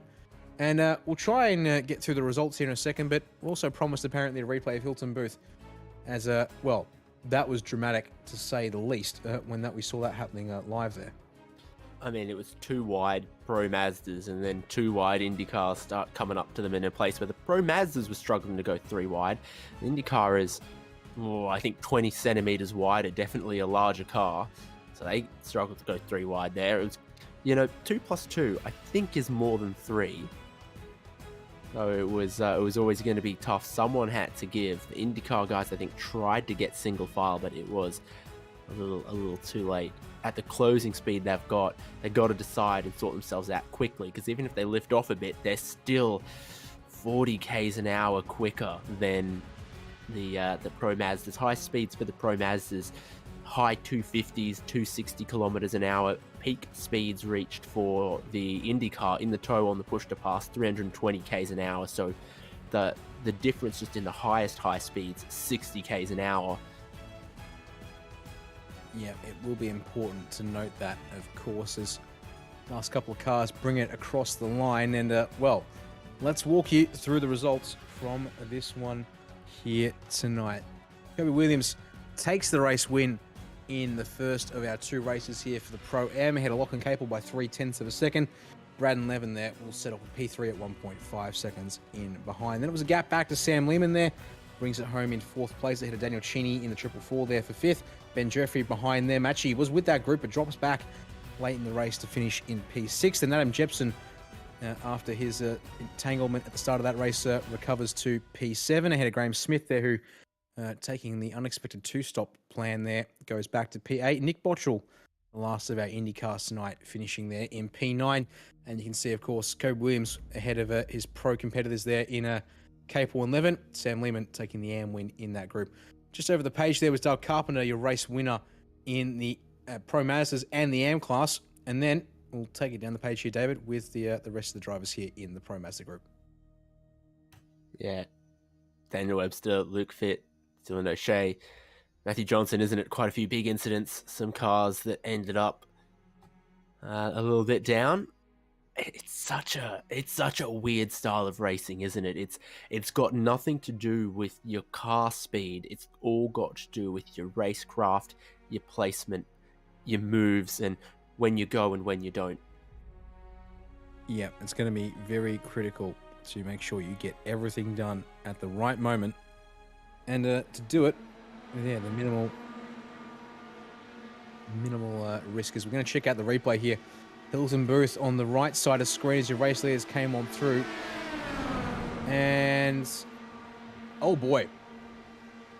Possibly some netcode involved in there, potentially, as Brandon Levin came on past. Meanwhile, the race lead fight between Del Carpenter and Nick Wood. And unfortunately, Nick Wood spins and takes Jeff Connell with him. The guy in front of him must have had a slowdown there as well, and then he just gets too eager onto the throttle when he was kind of looking at a great result potentially right at him, and he misses the entire right-hand side pod. It's crazy. There's damage that I don't think I've ever seen before that we're seeing here because, you know, we're at the cutting edge of science. We're at the coal face of new ideas.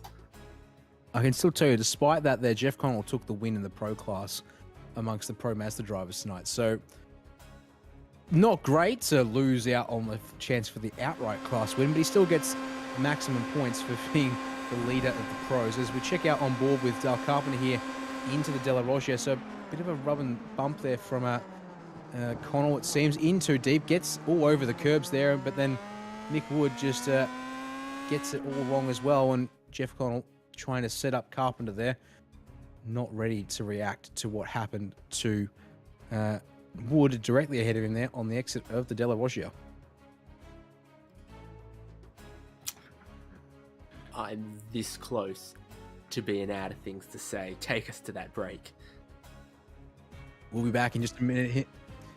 Well, what we can do is, we'll walk us through, actually, we'll walk through the sponsors here, the series, because we've got not long left before we get the second race underway. But as we we end up usually having to do at the end of the broadcast, we get a chance to do it now. But thank all the sponsors that make the simrigs.com Oz Pro-Am Sim Series possible here for its 7th season, and allow us to broadcast it to you here live on a Thursday night, or allow you guys to watch it back afterwards thanks to the power of the video on demand.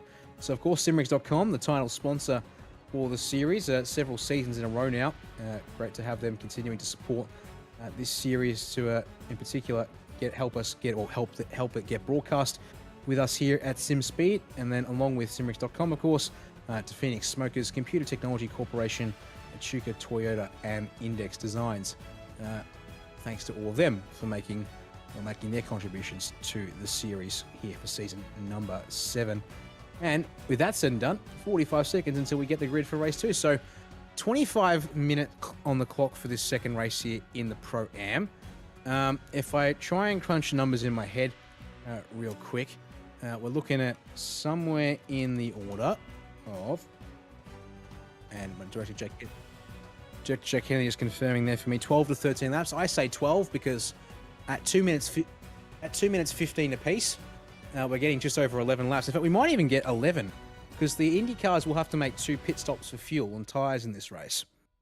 And that will, of course, mean that's... fuel super quickly, though. They're doing 7-second pit stops and taking aboard plenty of fuel. It's 7 seconds to change the tires. They're refilling the tank as much as they can. They have a 60% cap tonight for the IndyCars, which, if I can recall the IndyCar tank at around 70 litres tonight, that would put the IndyCars at a capacity of around 42 litres, give or take maybe a litre or so for some percentage points they missed out on running those numbers. So I can tell you that the IndyCars have 5 laps of fuel tonight, so they will have to stop twice.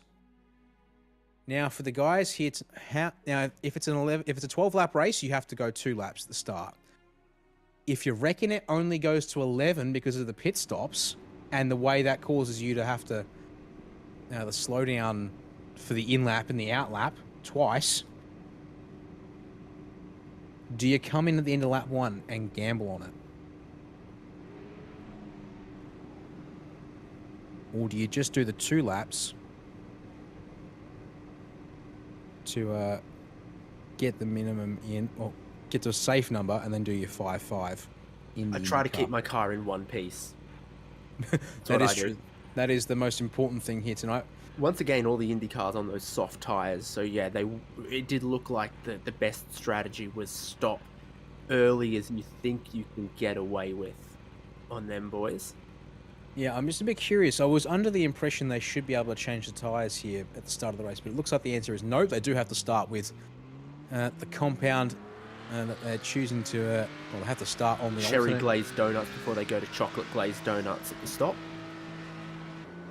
It's one way to describe the tire compound, I guess, here tonight. I can say that I can confirm that the series administrator Sam Lehman actually did put the IndyCars on this alternate tire compound intentionally, and perhaps yes, with a fixed setup for some reason that prevents you from changing the compound here at the start. So it does get more complicated by the fact that we're then in a multi-class race as well, I think. Yes, that's entirely plausible that iRacing just has a conniption because the other class of car does not have multiple tyre compounds. Then again, there are only a total of 3 cars. And if you're going to have tyre rules, you've got to have tyre rules for the race, not tyre rules for one class as well. So Indeed. Yeah, there's something going on there, but I like it. I like it, actually, that they start on these tyres that don't last. There could be some advantage to going 2 laps potentially in this race on the soft tyres, but on a shorter race, we saw the advantage of getting off them early. So the drivers, at least in the IndyCar, have got to think 1 lap or 2 laps on these tyres. It makes them do something different. It's simply get off them as soon as you can, but it's all about. The question isn't that. It's, well, when can you? Yeah, it's the timing and the fuel and all of that fun stuff as the field comes down the front stretch, waiting on the green. Kobe Williams, your pole man, on the left of the screen. Lachlan Capel on the front row with him there on the right side. We get the green flag from iRacing. 25 minutes to go here from Monza in the Pro-Am feature race. And Lachlan Capel to the race lead off the start here. Of course, he'll be the man to tow them around the oval for the first time here, David. Yeah, he was sort of the outside lane there at the front row. Technically, you pulse it to Williams, but Capel gets a great getaway, and I'm sure plenty of these guys will be thinking about saving some of those push-to-passes in this longer race because they could be very, very valuable later on. You hope you Jeff can Connell stick with it. in the Pro Mazdas, he's hung on to that by the barest of margins. Oh, but he's picked up some damage as a result of contact as cars ran up the oval into him. On that first lap, he's still going. The question is, I think he might have gotten away with it. His steering doesn't look too bent. He's turning into the corner on the oval for the first time as the IndyCars see Brandon Levin to the race lead down the front stretch here. Checking in with the Pro Masters though, David, on board with that number 4 of Jeff Connell as he tries to now build his way back towards the front of this group. Yeah, Buzz. It's 3 wide and just stacked up in front of him. Almost nowhere to go even when you arrive with a lot of speed. The only thing to do is to be patient through Curva Grande. The first time go the IndyCars. Pro Mazdas arrive in there as well, but it's this first braking zone. So much tougher to go side by side through that chicane than it is on the banking. And Levin loses out trying to fend off, that would have been Graham Smith there in the number 10 machine. So Kobe Williams up into P2. Pro Masters jump on the brakes for the Della Roggia not too much later down the track. And Dale Carpenter hangs on to the lead in that group, but Luke Fitt's been either turned around or gone around Matthew Johnson has picked him up as well there in the number 11 machine. Unfortunately, coming undone there as Ben Jeffrey, starting from the pits in that race, has now got to come through the Pro Master field on lap 1 here. This could get very interesting from what we saw. Jeff Connor around at Lesmo 2, out in the dirt, the number 4 machine. And here comes Jeffrey. He's just praying they all stay to one side of the circuit for him. Oh, man. Right, your race leaders in IndyCar, they're going to go 2 laps on the alternate compound. They're not gambling on this race, only going to 11 laps. They'd rather make sure they're home 3 and also gives them the flexibility to make sure they put 12 in the tank. So your top 2 reversed based on their grid positions here at the start of this one. Cody Williams looking around the outside of Lachlan Capel through the oval here. Save more of your tyre by going up high there? I honestly don't know. All I know feel is like you should because it's more banked, but you know. The soft tyres here do... Once again, we are testing the limits of physics and human understanding. Yeah, I can tell you for a fact that when they get down to the De La Roggia here on this time by, these tyres will be absolutely fried. They will have no grip. They will understeer like an absolute bus. And the rest of the Grand Prix lap will be absolute eternal pain for these guys as they make their way down, well, back to the pit lane when they presumably come into the pits to get off them and onto the primaries, which can actually handle the temperature, sustained temperatures and load that the banking produces on these on the rubber here. As the Curva Grande we go once again. William Smith and Capel as Richard Brookfield's around on the inside of the Monza Oval, and unfortunately another car has gone with him, I think, but they got ejected back to the pit straight away, if I'm not mistaken. Alan Holgerson in the 79 has unfortunately been given 2 bites at the bad cherry tonight. Here's what happened with him on the replay, thanks to Virtual Racing School here. On the back straight before they even get to the next segment of banking. Oh no, contact for 2 dominoes. cars inside. And kaboom for Holgerson and Brookfield. No fault of their own, really, in that case. They've just been used as, indeed, the dominoes at the end of that one all. The back to live pitches, and, well, that there is the fight for the lead in the Pro Master Group. Christopher Henn looking to challenge Dale Carpenter for this one down into De La Roggia, but he's on the outside, not able to make anything work there. He will tuck back in line with Aaron DeLuca in behind him here in 3rd place. Christopher Henn, the leader of the pros by some margin. As further on back here, Dylan O'Shea up the inside, I think they're of Adam Funslow for P5 in class. As on track they go once again, and they're still not coming to the pits. So are these guys really worried about the fuel number? Or are they seeing a gonna one-stop as possible? Are they trying to go the one-stopper, and rather than get off the tyres, just... I mean, let's talk about that speed, though. The opening lap from the rolling start, 2 minutes 12 or so, wasn't it? And now they're in 2:18s, 2:17s. The start, the green flag signal is after the timing line here. Okay. The timing line is like the Grand Prix configurations down near the pit entry.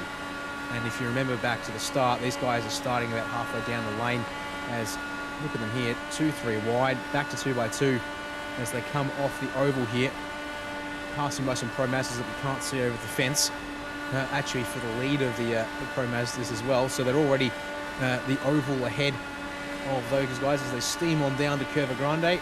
Capel on the outside trying to take the lead off. Cody Williams is in the dirt for Daniel Cheney.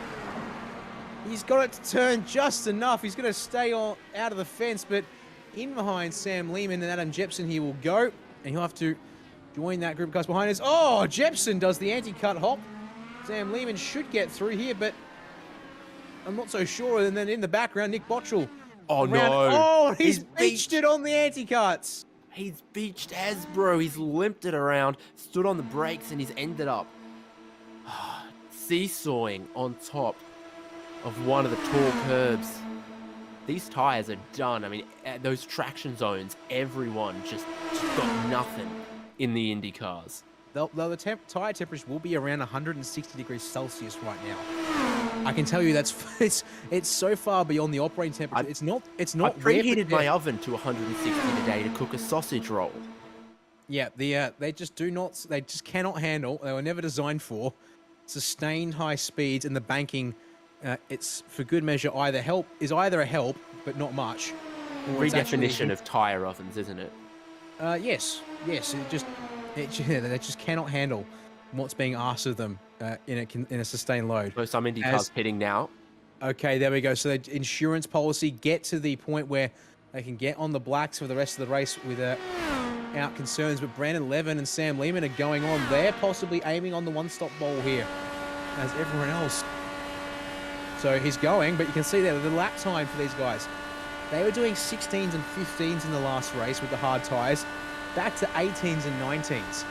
And as you were saying, Dave, that is how much pain they're in with these tyres here, trying to stretch the reds in this feature race. But does Levin have what it takes to make it a one-stop race and not get swallowed up? Because look, there are your top two. Hey. Net on the pits. Remember Ben Jeffrey started from the pit lane in this race? Well, he's in the group with these guys who just left the pit lane, Capel and Williams. They're probably going to get dropped back.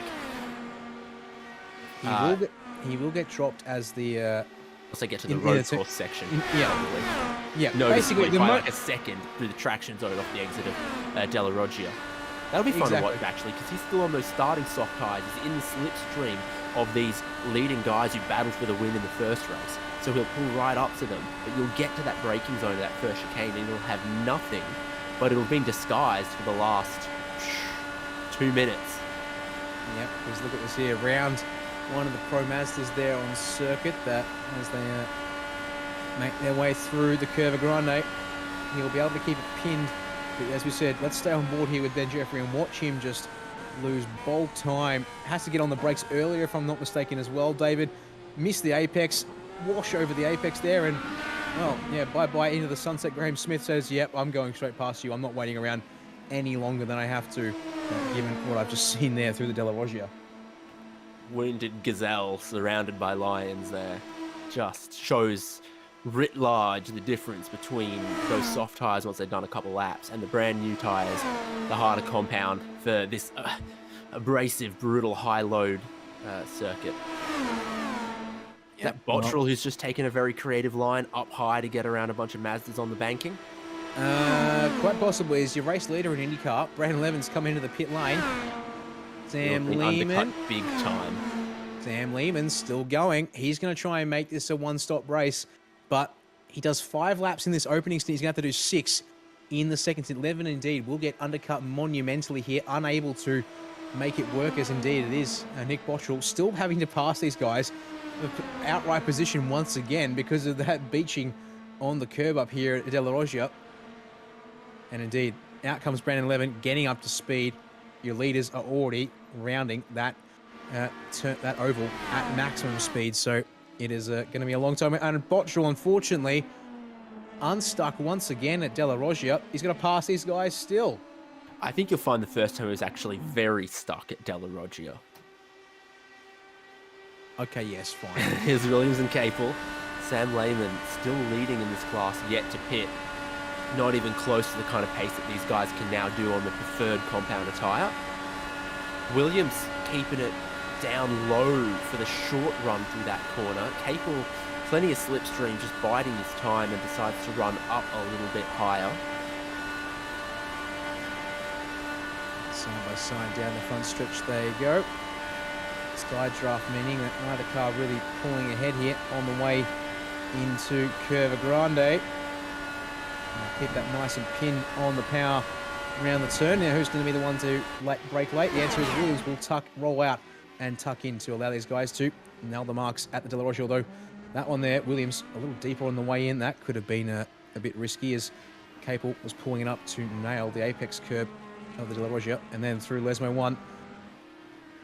Not far enough back to lose the toe at 6-7 tenths here is Williams, but looking to just keep things nice and steady in this next couple of laps. An update on push to pass. Lock and Capel, as you're already used to these activations. And David Coe-Williams has hung on to all 10 of them so far in this race. So clearly, different priorities here between these guys are clearly showing even now in this early phase of the race. 3 wide now, for the race leader. he's got to hold on not just to those push-to-passes, but enough fuel to use them late on. So this is Sam Lehman finally coming in. Only other driver in that class yet to pit is Ben Jeffrey. Now the question is Lehman got someone to come out with to make a one-stopper work? Because he will need slipstream to make it work. Whereas all these other guys here, I think, to be honest, they are going for a two-stop race, and they will push all the way to the end. Whereas Lehman, he needs someone. Adam Jepson might be his man, but he's got to go catch him. Don't we all from time to time? As Ben Jeffrey's still in the pits in the 150, so it's up to Sam Lehman to catch Adam Jepson to get that slipstream he so desperately wants, and well, will probably need to make a one-stop work. 3 wide now, 2 wide into the De La Roggia, and Dale Carpenter continuing to hang on here in the front of the Pro Mazda group, fending off Christopher Hen is on the push to pass once again for Lachlan Capel. So yeah, willing to burn them up quite early here compared to Kobe Williams. He's now on to his 3rd if our numbers are correct. Kobe Williams will slot in happily there, as in fact, actually nope. That's why he wanted to get ahead before the crunch point. The red seas, although in that case it was just a pair of Pro Mazdas part ways, and they make their way on through. We're not far away from catching the race leaders at this point. Probably another lap or 2 at most. In fact, race leaders in Pro Mazda are coming through Ascari now. These guys here, you can see on the dashboard, confirmation there on board with Kobe Williams. We can still see 10 push-to-pass activations remaining for the 994 driver here. And then we cut to Lachlan Capel, and you can see that the dash says 7. So, yeah, from the third person view, you don't get any information from the Pro Mazda dash. With his IndyCar, you can pick up the engine revs, you can pick up the gear, and also the push-to-pass remaining in this one. I think if it comes down to who's got the drive off Parabolica to the line, you're going to want to have a push to pass to spare. Yeah, you will need it to get, as long as you've got the line and the tyres underneath you still, as these primary tyres will still get hot on the IndyCar. Make no mistake, you're asking them to run flat out for over a minute in the course of a lap before you finally get on the brakes. And then you ask a different type of load out of them through cornering and braking. So they will be hurting a bit towards the end of the race potentially, but still not too bad, I would think, as we continue to watch our Pro Mazdas fighting here. David, this is our group from 4th on back. They're about 6 seconds off the lead of the race, off their class lead. Dylan O'Shea, Ben Pollock, Nick Wood and Simon Dwyer as they sort themselves around the oval, almost going 3 wide. Once again here as they come out onto the front stretch. Yeah, O'Shea led them as they came onto that banking, started bleeding a little bit more speed towards the end, but then he's picked it up well onto the pit straight there. So he's, if anyone else has got any little bits of damage, the car's still clean from O'Shea. He chops lanes. Indeed he was, pardon me. The back and the forth between these guys. Trying to find whatever slipstream you can. Side draft as well, seeming to be fairly useful around here tonight. And up into De La Roggia we go. O'Shea will lead them through as very tidy from him, not so tidy from those behind, and now they're about to get eaten up by your IndyCar leaders. In Pro Mazda, it seems like so long as you get a tidy run through and out of the De La Roggia chicane, you're good for the rest of the lap. Up the outside, Capel late, following through on getting late on Nick Wood to ensure he's following Kobe Williams through and not losing any unnecessary time here. And up to Ascari chicane now. Only Aaron DeLuca, Christopher Hen and Dale Carpenter to lap in this one before the Pro Mazda field is 1 full lap down on your race leader. As we can see our timing here tonight showing outright gaps from Kobe back to everyone else. And so then there were 3 in that Pro Mazda group. And coming up to the end of lap number 7 for these IndyCars. And oh, watch out, boys. They want to get through. Capel's going to get on through and sights up the middle as Kobe Williams Graham Smith's going to be in with a shot here at P2 as Williams back on the push the pass button to immediately minimise the damage. Hang on, when did Williams take his first? Is this his first usage for the race so far? I think it is. So he's decided, hang on, 4 laps to go. Use 3 in the last 2 laps, 2 this lap, 2 next lap, and I'll be all good. I think just using 1 there to ensure that he didn't drop away any more than he had to. In fact, as a result, the extra power, the slipstream. Graham Smith's with him now, so that's given a couple extra seconds to Smith and made it a 3-way fight. Really exponentially complicates the possibilities for these guys fighting for the lead. Indeed. Now let's get a read. Actually, can I find out on the push passes here? I might be able to. I can. So the numbers are this. Cody Williams has 9 push to passes. Nope, make that 8. He's just jumped on the button once again. Round wants the to lead under into here. Della Roggia. Yep, he wants that inside and the lead. The 2 behind him have 6 activations remaining here in these final stages of the race. And then behind them, Daniel Cheney with 6 activations. Brandon Levin down to 4 activations remaining. Jepson with 5. Sam Lehman has all 10 activations still left to use in this race, but he's down in P7 and trying to make the fuel-saving game work and also get through the Pro Mazda leaders as well. Nice and gentle there from the number 15 in that pink machine. Up the inside of Christopher Henn, he will go. And then Ben Jeffrey, Nick Botchell, 7 and 6 push-to-pass uses remaining respectively in this one here, David.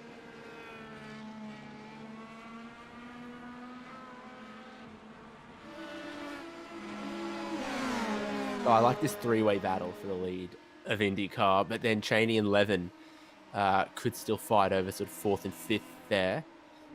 Doesn't matter in the grand scheme of points, but I don't think anyone is really racing this thinking about the points so much this week. Your top 3 are all in the pit lane together with 3 to go, though. They're taking that second stop. Oh, did anyone, or do you think Lehman or Jeffrey went long enough to do this on a single stop? I am not so certain. As into the lane they will come. Who takes fuel only and who takes tyres? Because this is the thing. The IndyCar...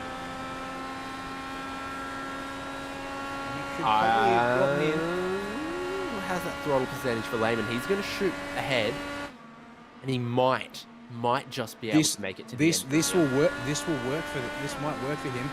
He's got 4 or 5 seconds on this guy's out of the pits. Lachlan Capel immediately on the push to pass, straight out of the lane. 6 seconds in the box. Now, if I'm not mistaken, I didn't see his car go up on the jack, so I think he went for fuel only, and is hoping the tyres will have it still in him. Kobe Williams, on the other hand, he went up on the jacks and changed his tyres because the fuel is not that much less than his the refill time was not that much less than what he was expecting. Although timing not able to confirm that fact, unless I had a bad angle there of them in the pits. I'm gonna have a look at that one there again. A different angle real quick just to see if that could be pretty interesting. I would have thought if you needed 6 seconds of fuel, you'd take that 1 extra second to get the new tyres on. You'll gain that time back when you try to square off the car and accelerate. Oh, big block thrown on some of our other Indy cars there, but you'd gain a second back very, very quickly with new tyres on the Indy car, even with the harder compound. Lachlan Capel did not take tyres at that pit stop. Kobe Williams did. Wow. Williams went up on the jacks. Capel did not. So, to my knowledge, we do have ourselves 2 very different strategies at play now for the IndyCar class win. There is still obviously the equation of Brandon Levin and Sam Lehman. They're up the road. They're being caught rapidly here by your top 2.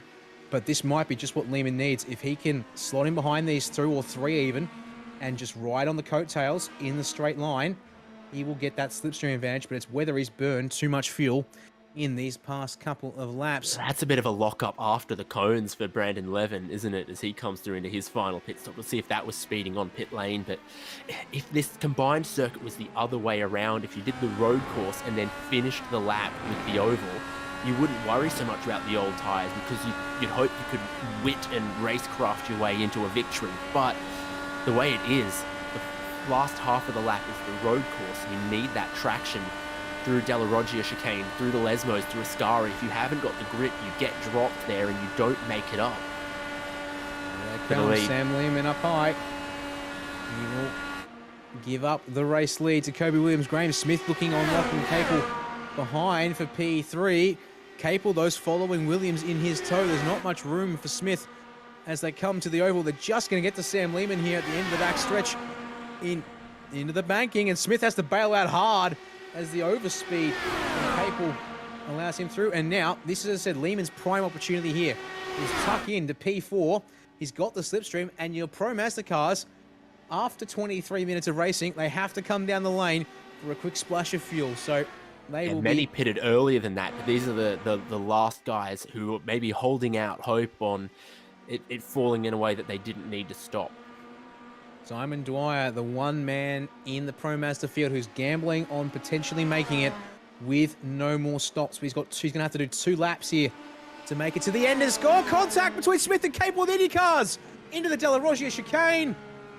Smith takes the big shortcut. How much of a slowdown penalty is he going to have to take? Williams goes through.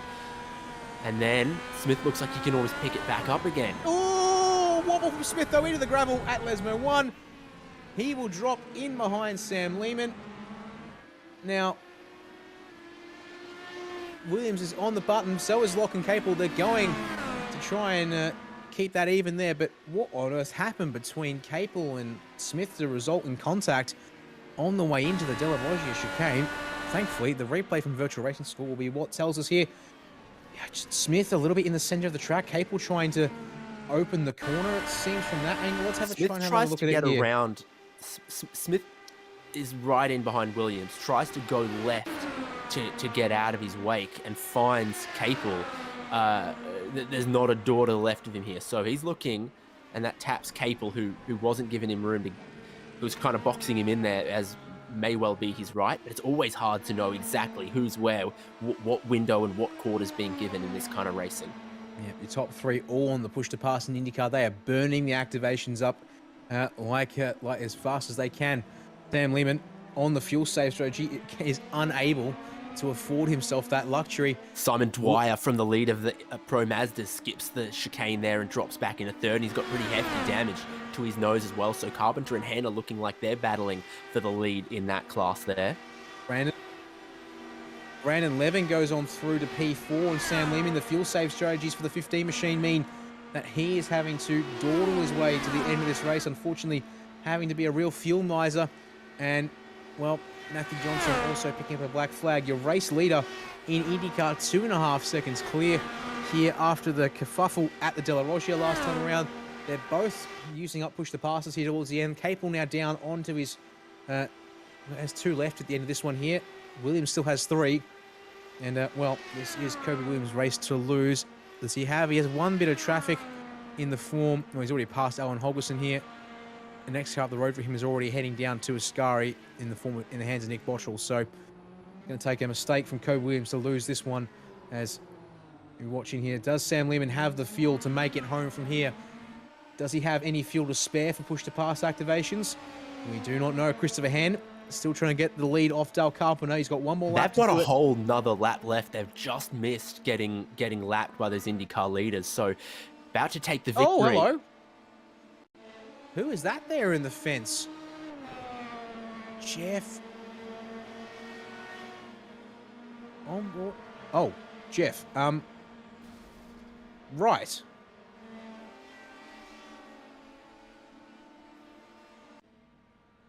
Something was said on the radio by Jeff, but unfortunately missed out on it there, and we're left a little bit uncertain. So whilst all of that was happening, well, Kobe Williams skips away at the front. He'll take himself a clean sweep in the Monza wildcard round here tonight. All seconds for the 18 of Lachlan Capel, and Brandon Levin will make it, I believe, actually 2/3 to his name as well indeed. Graham Smith makes it up into P4 there with a solid race at him. Daniel Cheney rounds out the top 5 on both occasions.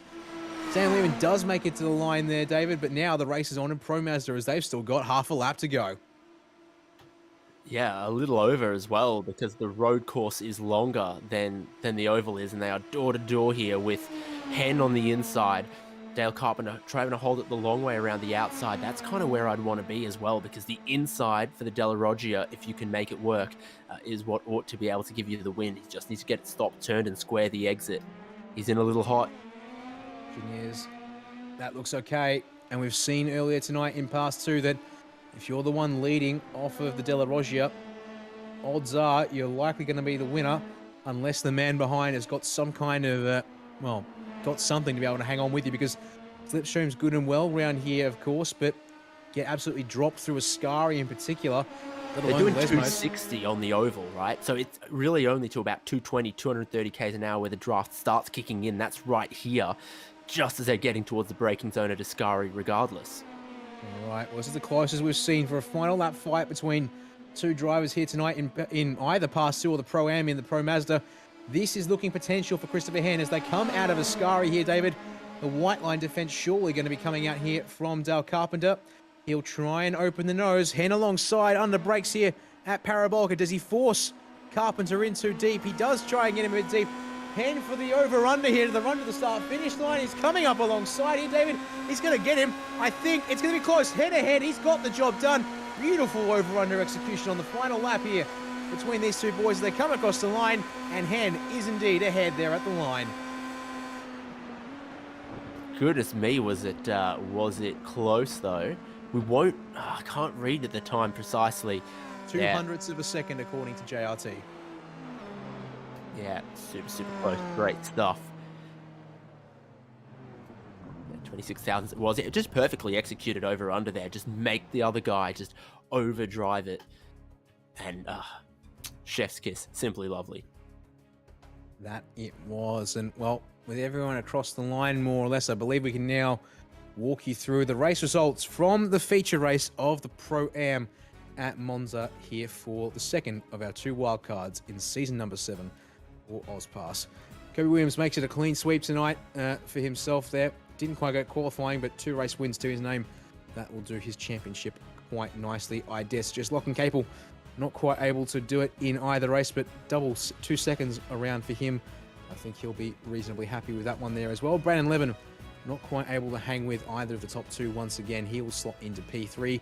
Graham Smith there, unfortunate. Late contact sort of unseats him there at the Della Roggia on the penultimate lap, but he comes out with the AM class win tonight there in the IndyCars for race 2.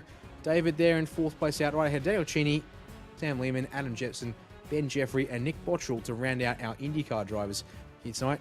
Talk us through the Pro Mazda finishes.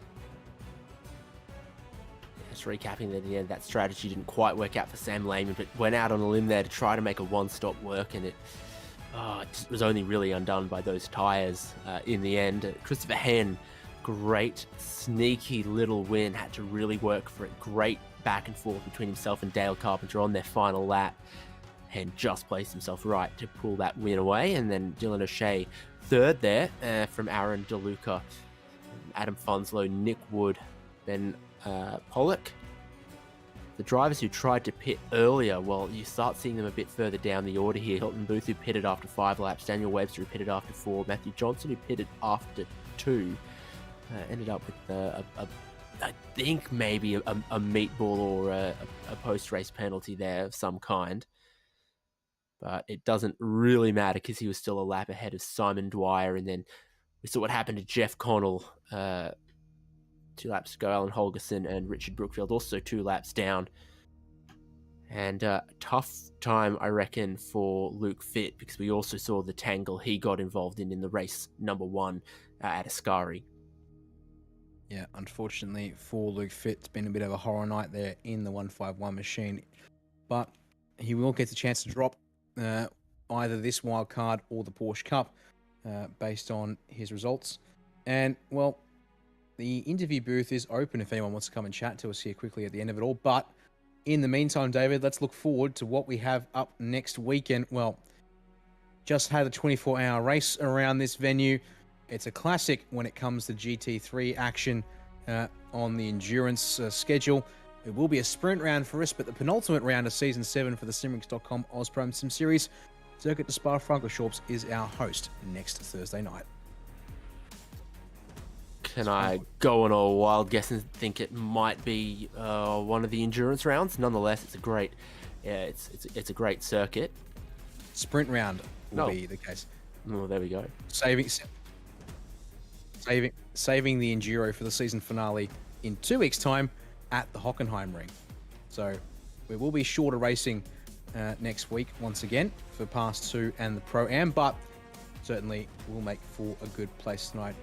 And well, no interviews tonight as we're missing some of the drivers here, so we'll wrap things up here tonight from Monza for round number 8 of season number 7 of the simrings.com Oz Pro-Am Sim Series. Big thank you to everyone for joining us tonight live, or if you join us afterwards with a video on demand on the SimSpeed Esports network channels across social media. And to all of the partners once again who make the series possible, to the title partner, simrings.com, for their continued support of the series, along with Phoenix Smokers Computer Technology Corporation, Echuca Toyota, and Index Designs. Big shout out to all of them for their contributions to this series. My name is Daniel Yeaman, David Haynes alongside me in the comments box, and Jake Kennedy up on production. Thank you all for being with us here tonight once again for all this. Take care, and we'll be back next week for the penultimate round of season number 7 here in AusPass.